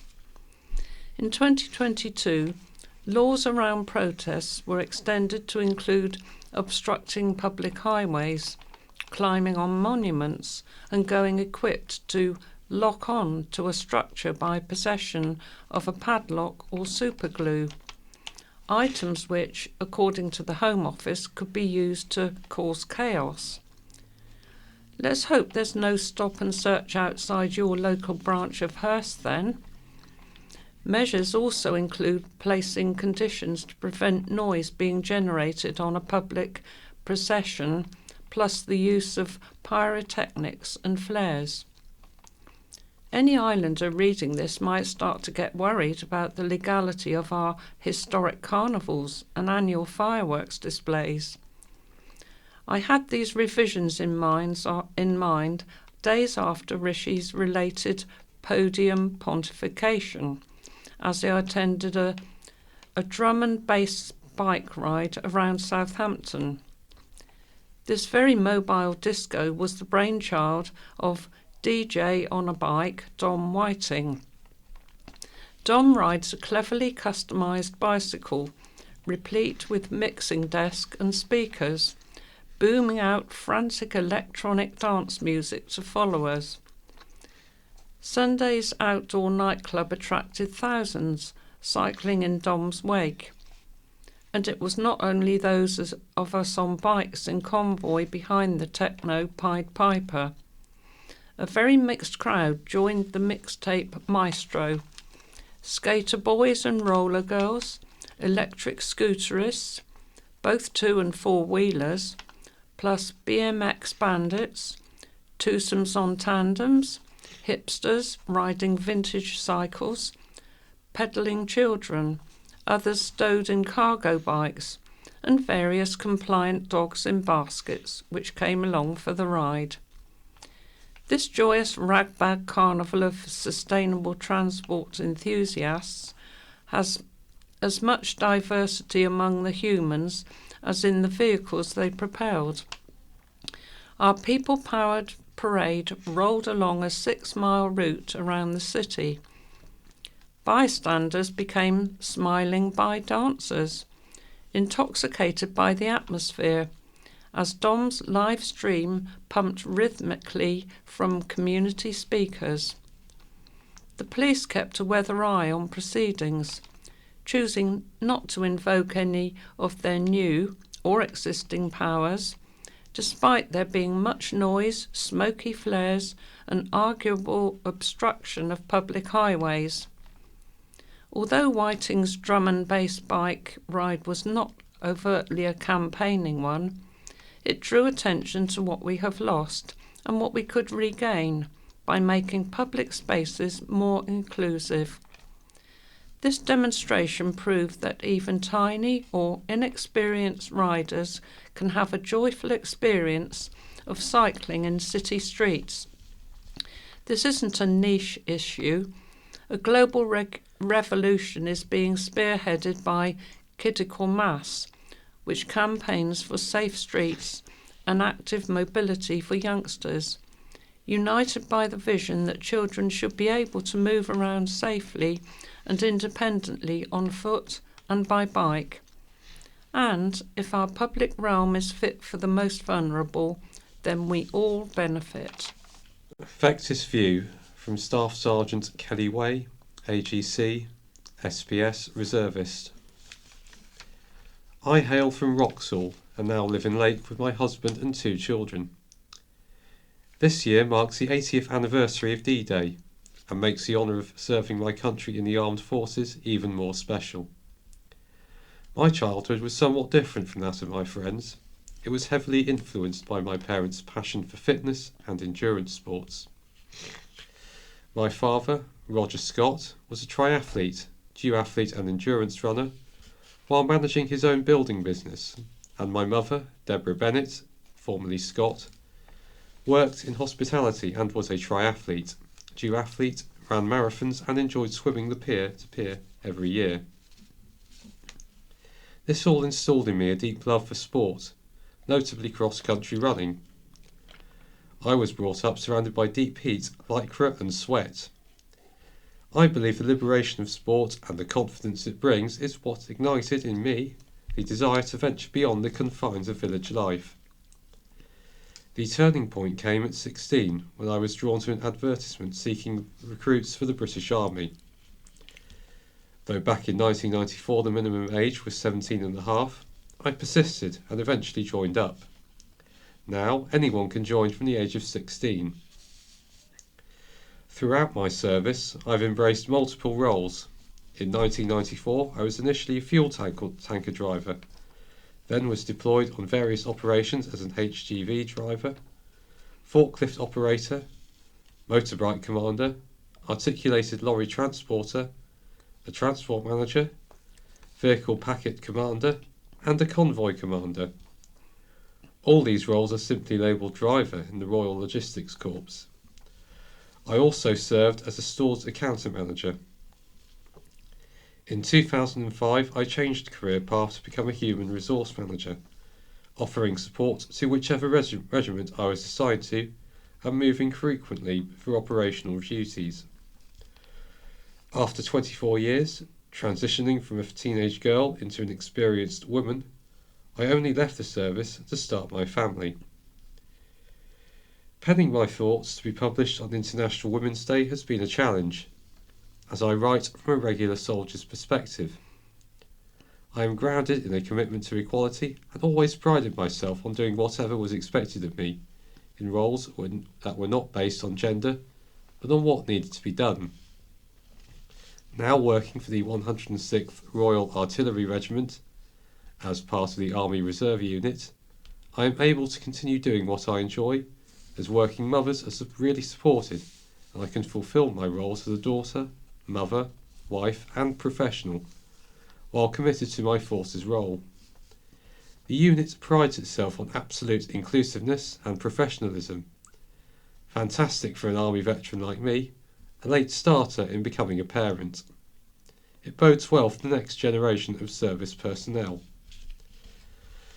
I also cherish contributing to our community, not least in my voluntary role chairing the Shanklin Deep Sea Fishing Club, which I really enjoy as the men are incredibly hard-working and honest. I'm very mindful that many women fill roles on the island, not because of their sex, but because of their ability and the qualities and strengths they bring to the role. This is similar to what I experienced in my career. Having the honour of laying a wreath at Lake's War Memorial, I'm reminded of the sacrifices made by local men and women during conflicts. Their role stretches from the land army to working on munitions and building World War II landing craft in Lake, with Bailey bridges being constructed locally and used at Normandy. This year's 80th anniversaries of D-Day, Monte Cassino and Operation Market Garden, all involving islanders, will provide an opportunity to reflect on these conflicts and their contributions. Looking forward, with the many changes in our society, celebrating the improvements made and acknowledging women's impact across generations, my aspiration is for a future where International Women's Day is unnecessary. I hope I can contribute to that day coming in the very near future. And now we have one item of public information before we move on to what's on. Antisocial behaviour and how to report it to the police. Despite the recent heavy rainfall, there is definitely a feeling that spring is on the way. Of course, for policing, lighter evenings coincide with an increase in reports of crime and antisocial behaviour, ASB. Our local neighbourhood inspectors are making sure plans to tackle ASB are in place to prevent and deter such behaviour. We know ASB is an all-round issue for communities. However, with more people socialising and undertaking outdoor activities, some unfortunately behave badly in public areas with no regard to others' rights. Contrary to popular belief, ASB is not solely committed by young people, but adults as well. Our Newport neighbourhood team continues to work with partners to look at solutions to prevent and divert youth nuisance and criminality. In the South Wight, our local team has shared the learning and benefits of Operation Spider, which has successfully reduced ASB across the Bay Area over the last 2 years. We have revitalised the Joint Action Group to encourage joint working, information sharing and problem solving with our community safety partners to get the best results from available resources. Through initiatives and joint working, we have seen reports of ASB reduce by 2.1% year on year locally, but that still meant 1,918 reported incidents in the past 12 months on the island. We continue to target our staff and resources in the right places at the right times to obtain accurate information from residents and businesses. Report incidents by calling 101 or through our website, even if you aren't sure if anything can be done. If we don't know, how can we fix it? A great way to stay in touch with our local teams and for us to hear your concerns is to be signed up to Isle of Wight Alert at iowalert.co.uk. We would also encourage you to complete the online survey to help us understand your concerns and priorities for your neighbourhood. Signing up is free, quick and simple. You'll be given the option of what you want to receive alerts about and how often. You can decide to receive alerts by email, text message and voice message, whichever suits you. You can also contact us through the system, but obviously not for reporting crime directly. It's more about sharing concerns about your neighbourhoods and how we can help. And now we have some items of what's happening on the island. At Shanklin Theatre on Tuesday, March the 26th and Wednesday the 27th of March, First Act present Monster Mayhem. On Friday the 29th of March, Lionel, the music of Lionel Richie. On Saturday 30th of March, Jack Up the 60s with the Zoots. On Friday 5th of April, Beyond the Barricade. Saturday the 6th of April, One Night in Dublin. Sunday the 7th of April, Al Murray, Gov Island. On Thursday the 11th of April, Friday the 12th of April, Saturday the 13th of April and Sunday the 14th of April, It's Legally Blonde the musical. On Thursday the 18th of April, The Beatles, Bowie and Me with Nicky Horn. And on Thursday the 25th of April, Friday the 26th of April, Saturday the 27th of April and Sunday the 28th of April, the Island Savoyards present Me and My Girl. Circus thrills on Fringe hit list. A circus is among the first shows revealed for Ventnor Fringe 2024. Revel Puck Circus's The Nosedive Assembly promises high wire walkers, a wheel of death and teeter boards. Comedian Ahir Shah, who won the Sky Edinburgh Comedy Award, will host Pick of the Fringe at the 15th annual event. Impromptu Shakespeare will return alongside Bristol-based collective Degrees of Error with their Edinburgh Fringe show Murder She Didn't Write. Audiences become Agatha Christie in an improvised comedy based entirely on audience suggestions. Theatre and dance combine in Temper Theatre's cinematic show Home. Also returning is cabaret legend Joe Black in Club Cataclysm, which promises vaudevillian villainy and musical mayhem. Jack's Comedy Club and Quivers bring the local talent. Ventnor Fringe runs from July the 19th to the 28th in venues across the town, including St Catherine's Church, Ventnor Exchange, Pier Street Playhouse and Ventnor Park. Walking Festival's new routes. The first batch of walks for the 25th anniversary of the Isle of Wight Walking Festival have been released. The multi-award winning event returns in May. Started by the Isle of Wight Council in 1999 and taken on by Visit Isle of Wight in 2017, this year the festival boasts over 70 walks with a variety of themes. To mark 25 years of the event, there will be a new 25-kilometre long distance ramble starting and finishing at the Three Bishops pub in Brystone and led by Chairman of the Isle of Wight Ramblers, David Yates. As 2024 is also the 175th anniversary of Charles Dickens spending 3 months on the island, writing chapters of David Copperfield, walkers are invited to join the Dickens Walk around Bonchurch. Starting and finishing at Ventnor's Wellington Hotel, a walk through the heavens with Stokey Woodle, gives an insight into the solar system. A number of favourites are also returning, including the 7-mile Three Peaks of West Wight on May the 18th, and the Tapnell Trail Wildlife Walk with the Hampshire and Isle of Wight Wildlife Trust on May the 11th. The Isle of Wight Walking Festival also continues to support Mountbatten Walk the Wight, which takes place on Sunday, May the 12th. Amy Summers from Visit Isle of Wight said, "It's so good to be celebrating the Isle of Wight Walking Festival's return this May, particularly as it is the 25th anniversary of this fantastic event. This spring we'll be launching with more walks than we've ever had before, which means there are even more reasons to visit the Isle of Wight, and that's thanks to the volunteer walk leaders who make the walking festival happen. It's those walk leaders that we're hoping people will vote for in the Visit England Tourism Superstar Awards, and I urge everyone to vote for them." This year could see a double celebration as the Isle of Wight Walking Festival volunteer walk leaders are shortlisted in the Visit England Tourism Superstar Awards.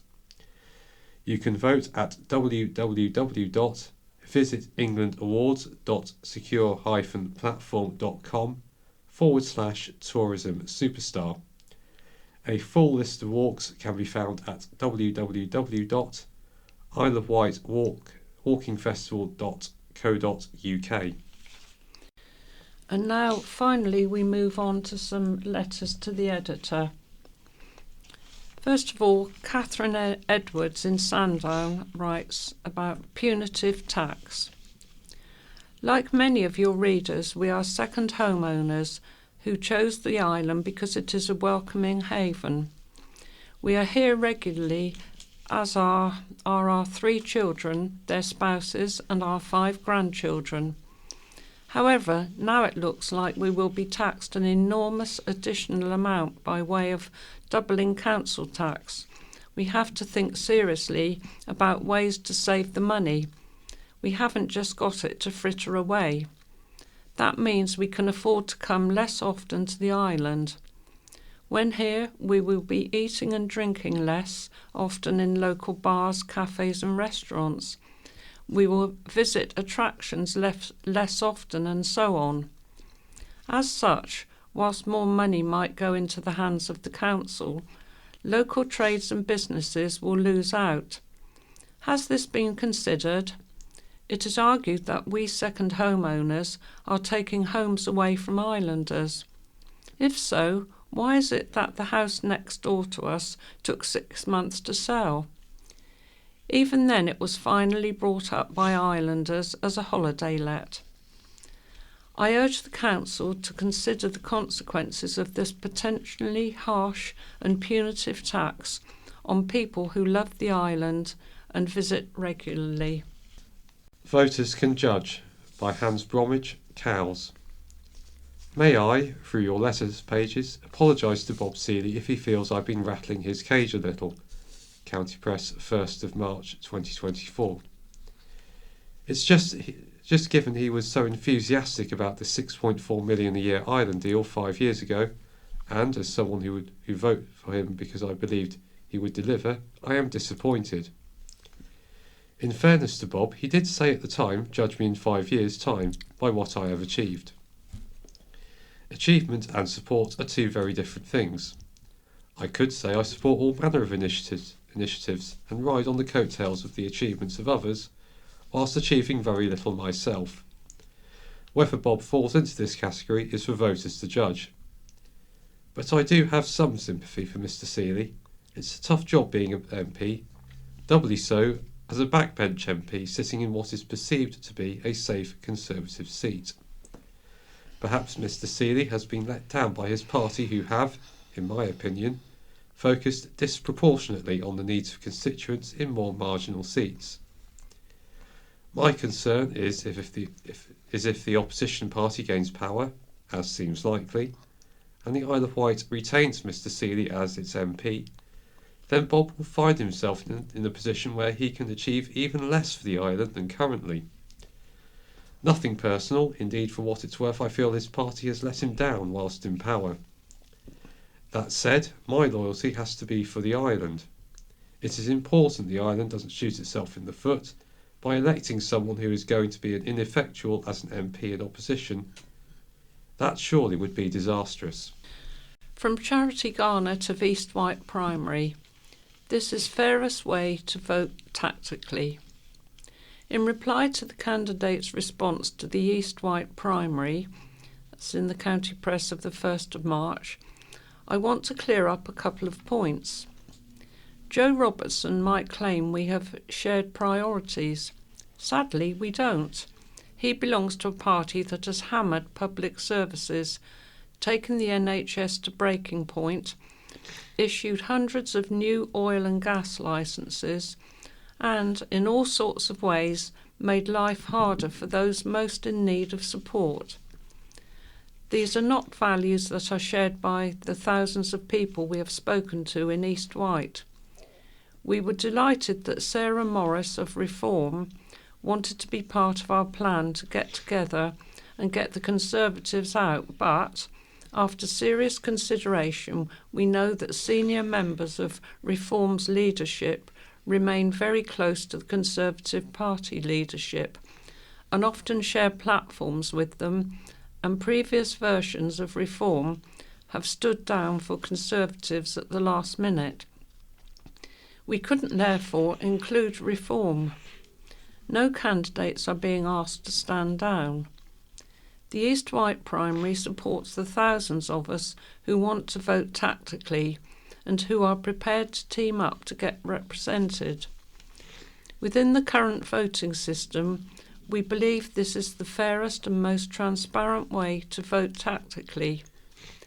More information about EWP and the Town Hall meetings are available at www.eastwhiteprimary.com/FAQ. Please join us and be part of this very important local decision. And from Lynn Richardson in Sandown, Isle of Wight Council must be held to account. Dear Editor, the time has come for the Isle of Wight Council to be held to account over the provision of public toilets. At present there are pay-to-use toilets at the bottom of Avenue Road Slipway in Sandown, which consists of a unit supplying 3 toilets, a disabled toilet and shower facilities to the side. There are no more public toilets anywhere along the seafront until you just get beyond Small Hope Beach, a distance of 1.8 miles. We promote the island as a great place to come for a holiday, but don't even provide the basic needs for visitors or residents. The beaches are packed in the summer, possibly a few thousand per day in the height of the season, many spending all day on the beach. I would certainly term that as an event. According to government guidelines for events lasting up to 6 hours with no refreshments, a minimum of 1 portable toilet per 100 women and another toilet per 500 men, plus 1 urinal for 150 gents is required. Our 3 toilets and 1 disabled fall way short. Now we are informed that the council has agreed that the toilets at Yaverland Car Park are to be replaced with a new unit costing £250,000, which the council will have to borrow the money for and repay over 12 years at a cost of £27,000 a year. A total outlay for 3 toilets and 1 disabled toilet of £324,000. If the council really need to take out this loan, it would be much better spent by reopening the toilets opposite the pier and the ones on the revetment in Lake. These could be upgraded along with the ones at Yaverland Car Park. If payment machines were attached to the cubicle doors, the whole project would be more cost-effective and greener for the planet. From Mr. and Mrs. M. Tapster, I cried in the car from exhaustion over ferry provision problems for passengers with extra needs. Further to Oliver Dyer's report about a disabled passenger's experience of travel on Wight Link, from the County Press on the 9th of February 2024, I would like to point out that our experience wasn't any better on Red Funnel on February the 13th. Unlike visitors from the mainland, islanders do not have a choice of avoiding ferry travel, regardless of how we are treated by the ferry companies. My husband has chronic health problems and severe mobility limitations. We left at 6:30 a.m. to attend Southampton General Hospital for a long day of investigations and treatments. We were booked on the 6 p.m. return ferry to East Cowes, with advance warning that it depended on the time of his discharge from hospital. We were exhausted not only by the treatment, but also because transferring him in and out of his wheelchair is a chore for both of us. We were overjoyed when we got to the ferry at 5:50 p.m. and they were still boarding. However, we were not allowed to board unless my husband could climb the steps to the passenger lounge. Apparently there is no lift access from the lowest deck, and he wasn't allowed to stay in the car either. Thus, we had to wait another hour and a half to board the 7:30 p.m. ferry, as there was nothing sooner. I cried in the car from exhaustion. We didn't get home until 9:30 p.m. The ferry staff told us we have a ship to run, but don't they run the ship to serve us, customers? And why are the ferry companies allowed to discriminate against the severely disabled? We could have been sat in the car for 50 minutes while sailing home, instead of sitting in it for another hour and a half, waiting to board the next boat. With more and more health interventions provided by mainland hospitals, it is imperative to create appropriate access for disabled passengers who cannot use the stairs at all. They still need to get to Portsmouth and Southampton hospitals, as there is no alternative on the island. It isn't only a cost issue. And that's all we have time for today. So it's goodbye from Madeline. And goodbye from Sam. The BBC In Touch programme follows, and the scaffolding news follows that. BBC Sounds. Music, radio, podcasts. We're in Belfast's most famous hotel. Indeed, it's internationally known, the Europa. Today, it's the site of a technology exhibition of some considerable size. With me is Jackie Brown, who is the coordinator of Technology for Life here in Northern Ireland, and this is your idea. But what was the drive to get an exhibition like this over here? Because we've had things like Site Village and so forth for, 30, 40 years. What was your drive to get this done? The idea that there was no technology exhibition in Northern Ireland, frankly, horrified me when I first moved to Northern Ireland nearly 14 years ago. So when I joined RNIB, actually at my interview, I said to the interview panel that if it was at all possible, I would like to have a technology exhibition in Northern Ireland on a major scale. And when I was offered the job, my boss said, by the way, fill your boots. And that's what I've done. Right, so we're right at the beginning of the exhibition. It seems to be filling up. I mean, what's your impression of what the response has been? The response has been more than I could ever have imagined, to be honest. All the major players in the assistive arena, they've all agreed to come. I've seen a lot of them here today already. And getting the public here, we've done a lot of advertising on social media, in leaflets, newsletters, on RNIB's own radio station. It's just taken off. But it has been a bit of a challenge, hasn't it? I mean, not least because, for example, there was, until about 48 hours ago, there was a bus strike, indeed a public transport strike in full scale. Yeah. RNIB had to put contingency plans in place, and we decided that we had to spend some money on private buses to get people here, because it was going to be easier to do that than cancel the whole event. What difference are you hoping this will make?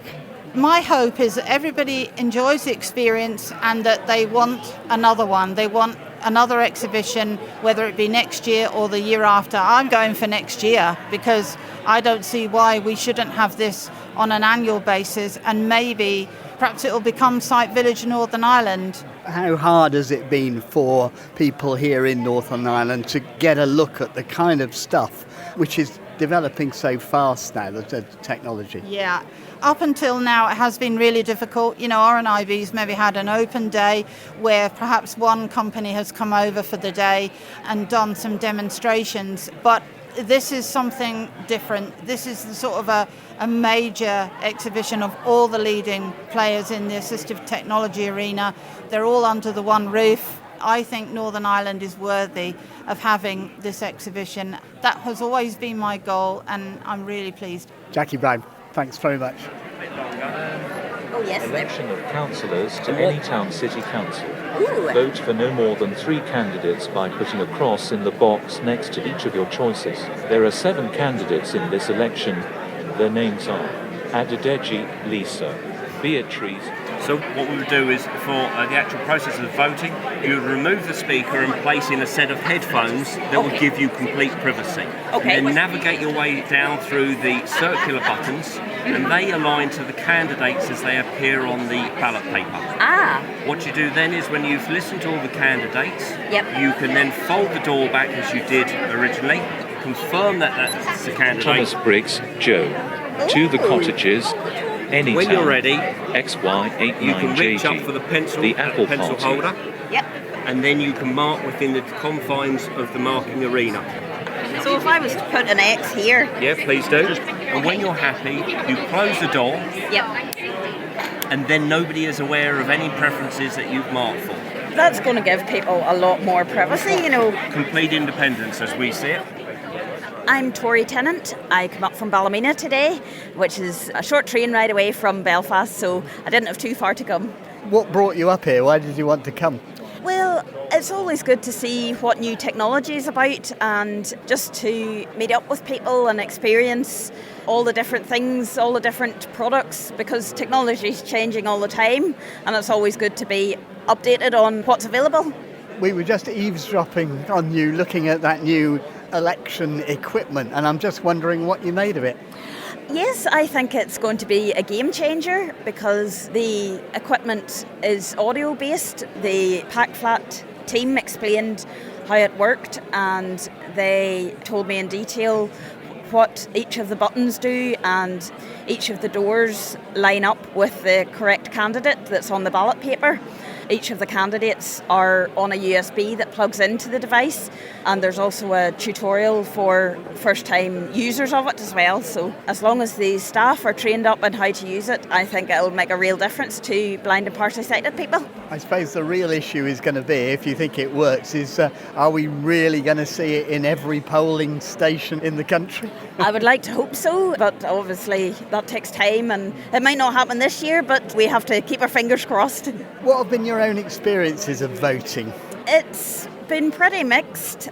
You know, sometimes when you do go to vote, you're not quite sure if it's going to be fully independent, because you don't know if the template's going to be lined up correctly, or if the polling officers know how to use the Braille template or the tactile template. I mean, it's the first exhibition of this size of this equipment. Is it hard here in Northern Ireland to get hold of stuff you need? Well, the RNIB shop in Belfast are quite good, and obviously if you're able to use the internet, it's fantastic, but obviously not everybody can use the internet, and I think it's important to remember that. And also people who are maybe newly diagnosed and don't know what technology is out there. So I definitely think there needs to be more awareness raised through the likes of In Touch and the RNIB Connect radio of what technology is out there for people. Right, well, we're doing our best. You Perfect. have a nose round and have a good day. I certainly will, and I hope you have a good day too. One of the more popular spots at this tech conference is the table where you can get answers to your technological questions. Hello, Jason. Hello. My name is Siobhan Loughran. I'm registered blind of RP. I just got a new Z Fold 4. Okay. And there's just a few wee hiccups that I just can't iron out. For example, on the Facebook app, is there any way to darken the text actually within apps? That I can check for you. Just while he's doing that, Siobhan, you've obviously come along here today. What were you particularly interested in? It was actually to find out about any new apps that would be helpful for visual impairment and new technology. My phone is pretty well up to date, but sometimes there's new apps that you just don't hear about. There was one today actually, it was for doing makeup. I know, very female thing, but... There's nothing wrong with that. No. So being visually impaired, I can't use an ordinary mirror, I can't see in it, but using an app, you're using the camera part, so yeah, you can see your own face in the app. I can't really understand the science behind it, but it works. But it was just for everyday stuff, just to make life a little bit easier. So, I mean, part of the thinking about this was that there hadn't been many, or indeed any, of these kind of overall tech fairs in Northern Ireland. Yeah. So is this something you think is going to be helpful? Definitely. Maybe people of my age, because we've come up and we had pre-technology where we just had to just make things work in a different way. Now the technology's coming up.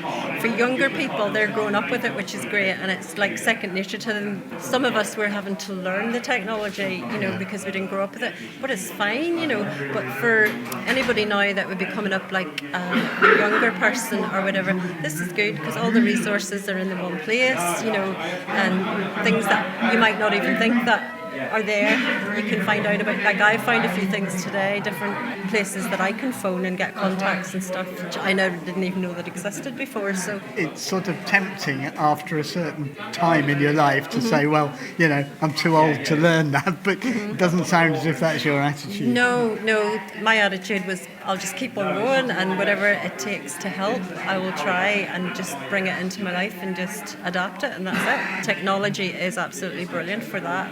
Years ago when I was diagnosed with my eye condition, there was nothing, and you were just more or less left on your own. There was guide dogs, obviously, there was RNAB, some OT training, but as regards like magnifiers, talking machines, whatever, nothing. Right. Well, you better see if Jason's got a solution to your problem.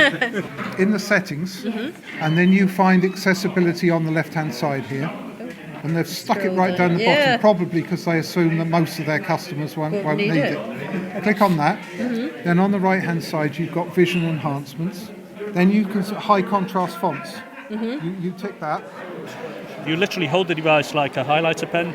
You point it at the page and press the trigger button. When you take your finger off the trigger button, after a second or so, it just starts reading to you. What about the time of the crucifixion? There may be more text below. Please raise the text and try again. I'm Tony Boylan. I work for Orcam in the UK as the sales manager. So as you know, Orcam provide technology for people with various degrees of visual impairment. We have two types of device. One which is a handheld device. It's primarily a reading device. You literally hold it like a pen, point it at the text you want to read, press a button, and it reads the text on the page to you. We also have a wearable device, which is called a MyEye. It clips magnetically onto any pair of glasses and provides all the same reading capability. A little bit more advanced in the way you can use it. For example, things like facial recognition. So if you looked at somebody, it would say there's either a man or a woman in front of you. You could then tell the device who that person is, and the next time it sees them, it will just mention them by name. I mean, now, though, you can't talk about this kind of equipment without mentioning AI and asking the question, where is that likely to take us? Right, so we've integrated AI into the latest version of our handheld product. It's called the Read 3. You can now put it into a stand and you can put a document underneath it and the device will act as a magnifier. So you can connect it to a screen, a laptop or a PC, and you can use it in the way you would expect a magnifier to work by making the image bigger. This is where the AI comes in, because we have a feature called Just Ask. In a practical sense, if you wanted to look at a utility bill, you could just slide it underneath the device and it would say, this looks like a rates bill from the Borough Council. And you could ask it what the total amount payable is, what the phone numbers are, how do you go about paying it, or even where the council offices are. The obvious thought now is, the next generation will begin to take this kind of thing for granted, but is it available to them in schools? Yes, it is. In fact, we produced a special separate version for children in primary and junior school. It's called an Orcam Learn. It's the same form factor as the handheld read device that we were talking about, but what it also brings to the party is the ability to listen to a student read. But in the background, it's doing much more analytics that the teacher or the classroom assistant can access on a portal. And now we're measuring how many words a minute they're reading, how many multisyllable words, all those sort of things that a teacher has to assess. Do you have any arrangements with education authorities about this? Because obviously, individual parents are going to find this sort of thing difficult to afford. Yeah. Yes. So we're working with a lot of independent schools and academies who are actually using this device in the classroom now. One further thing it can do, which is worth mentioning, is the AI in the device will create 3 context-relevant questions that it asks the student. Now, for older students that are perhaps at GCSE level, you can use the device as a revision tool. It gets you to scan the revision sheet, and then it will generate 3 questions for you to answer. It's a great example of AI in education. Right. Good afternoon, everyone. I just think we'll make a little start. My name's Stephen Porter. I'm the Visual Impairment Special Lead for the Education Authority's Sensory Service. First of all, I want to do is to explain to you what the Sensory Service is and what we do. So first of all, the Sensory Service is a department of the Education Authority that looks after the needs of children with sensory impairment, either being hearing or vision. Looking then at what is our main technology support that we give to children. There's the mainstream technology and then there's specialist technology. Now the one thing which is quite unique to the Education Authority in Northern Ireland and does not replicate itself across all the jurisdictions is that we as an Education Authority will provide mainstream technology for pupils in schools. Whereas in other jurisdictions, it would be that the children would only be provided by specialist equipment. The mainstream technology that we provide is the iPad. We can also provide laptops for pupils. If a young person is finding that even with mainstream technology, access is more of an issue, we can provide what we describe as a specialist technology. And by specialist technology, that can range from things such as video magnifiers. Currently, our young folks, the education system who are learning Braille will be provided with either a human-wear Braille no touch or the Braille Sense. All of these devices being provided by the Education Authority. I'm Erin Kirkpatrick and I'm from Fermanagh. At the moment in school I'm using the Braille Sense. Before that I had been looking at JAWS, learning how to use it. And just imagine you've got an audience in front of you who doesn't know much about this sort of stuff. How would you describe a Braille Sense? The front of it's like a Braille keyboard. It's like kind of a Braille version of a PC and there's arrow keys on it. You can save folders, make documents. You can do all the stuff you can do on a computer basically, send emails. I'm using it now to do my work in school, to email attachments to my classroom assistants. I mean, Erin, tell me a bit about your school, because you're at a mainstream school, I think. Yeah. With my timetable, I have catch-up periods where I don't have to do the work. I have like a wee room where I keep all my equipment and I can have sessions on how to use my technology there and I can look at it and practice on it there. And I have 2 classroom assistants and I did in both my schools that guided me around and helped me with my work. All right, Erin, thank you. Let's see. Number 7, 2. Uncontracted Braille. There you go. Okay. So now you're in uncontracted Braille. Okay. Letters X. I'm trying to do a bit of like an algebraic fraction there to see how it copes with it. Well, it's almost at the end of the day and school is over, which could explain why Colin Hughes is here, because you are a teacher at Jordanstown Special School. I mean, what's brought you here at the end of a long day? Yes. Well, I'm here to try and understand all the developments and see if there's anything that we could possibly use to help educate our young people. I'm a maths teacher, so I'm specifically thinking about how the technology can be used in a mathematical context. So there's one or two things that I've heard are in development that I'm wondering if are here and I can get my hands on, but we'll see. I grew up with nystagmus myself, so I'm also interested for how it could help me as well. I mean, this is the first big exhibition of its type in Northern Ireland. I mean, I rather assume you'd quite like to see more of that. Yeah, absolutely, yeah. As you know yourself, with all this sort of thing, you can hear about it, you can see it on websites and things and videos maybe, but there's nothing like getting your hands on it to actually know what it's capable of, No, I think that just about sums it up. Colin Hughes, thank you very much. Thank you very much. Thank you. Jackie Brown, we talked to you early this morning. It's now pretty late in the afternoon. Your reaction to what was your idea? I'm overwhelmed, to be honest. It's not very often that I would be stuck for words. Just everybody has said how overdue this exhibition has been, and now we've got one. Can we please have another one? And all the suppliers I've spoken to today seem to be really happy and willing to come back. When you're going to have it again?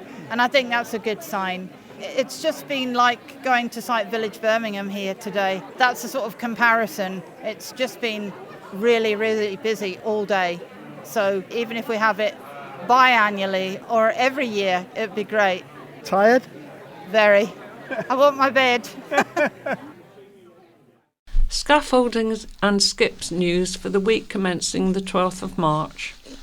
In the Newport area at 7 High Street, Oggie's Chip Shop, 2 to 3 St Thomas's Square, Corio Lounge High Street, 36 South Street and 33 South Street, and in the Newport area skips at 6 Mount Pleasant Road. In the Ryde area at Nationwide, 3 St Thomas's Square Cross Street, 2 St Thomas's Square, 18A West Street, Overbank Upper Green Road St Helens, 2 Theatre Train Cross Street, Gothic Mount West Street, Ryde Kebab House 5 High Street, Lloyds Bank 35 Union Street, and 13A Union Street, and in the Ryde area skips at 52 St John's Wood Road and 15 Ribbelow Street. In the Ventnor area, 2 East Street, 1 Old Village Hall, School Road, Godshill, and in the Ventnor area skips at 18 Ocean View Road, 10 Mitchell Avenue, 8 Grange Side. In the Shanklin area at 73 Regent Street, Village Inn Church Road and 26 North Street, and in the Yarmouth area at the Bank House The Square, and in Cow Street at 2 Queen's Road, 1 Bridge Road and 34 Sun Hill.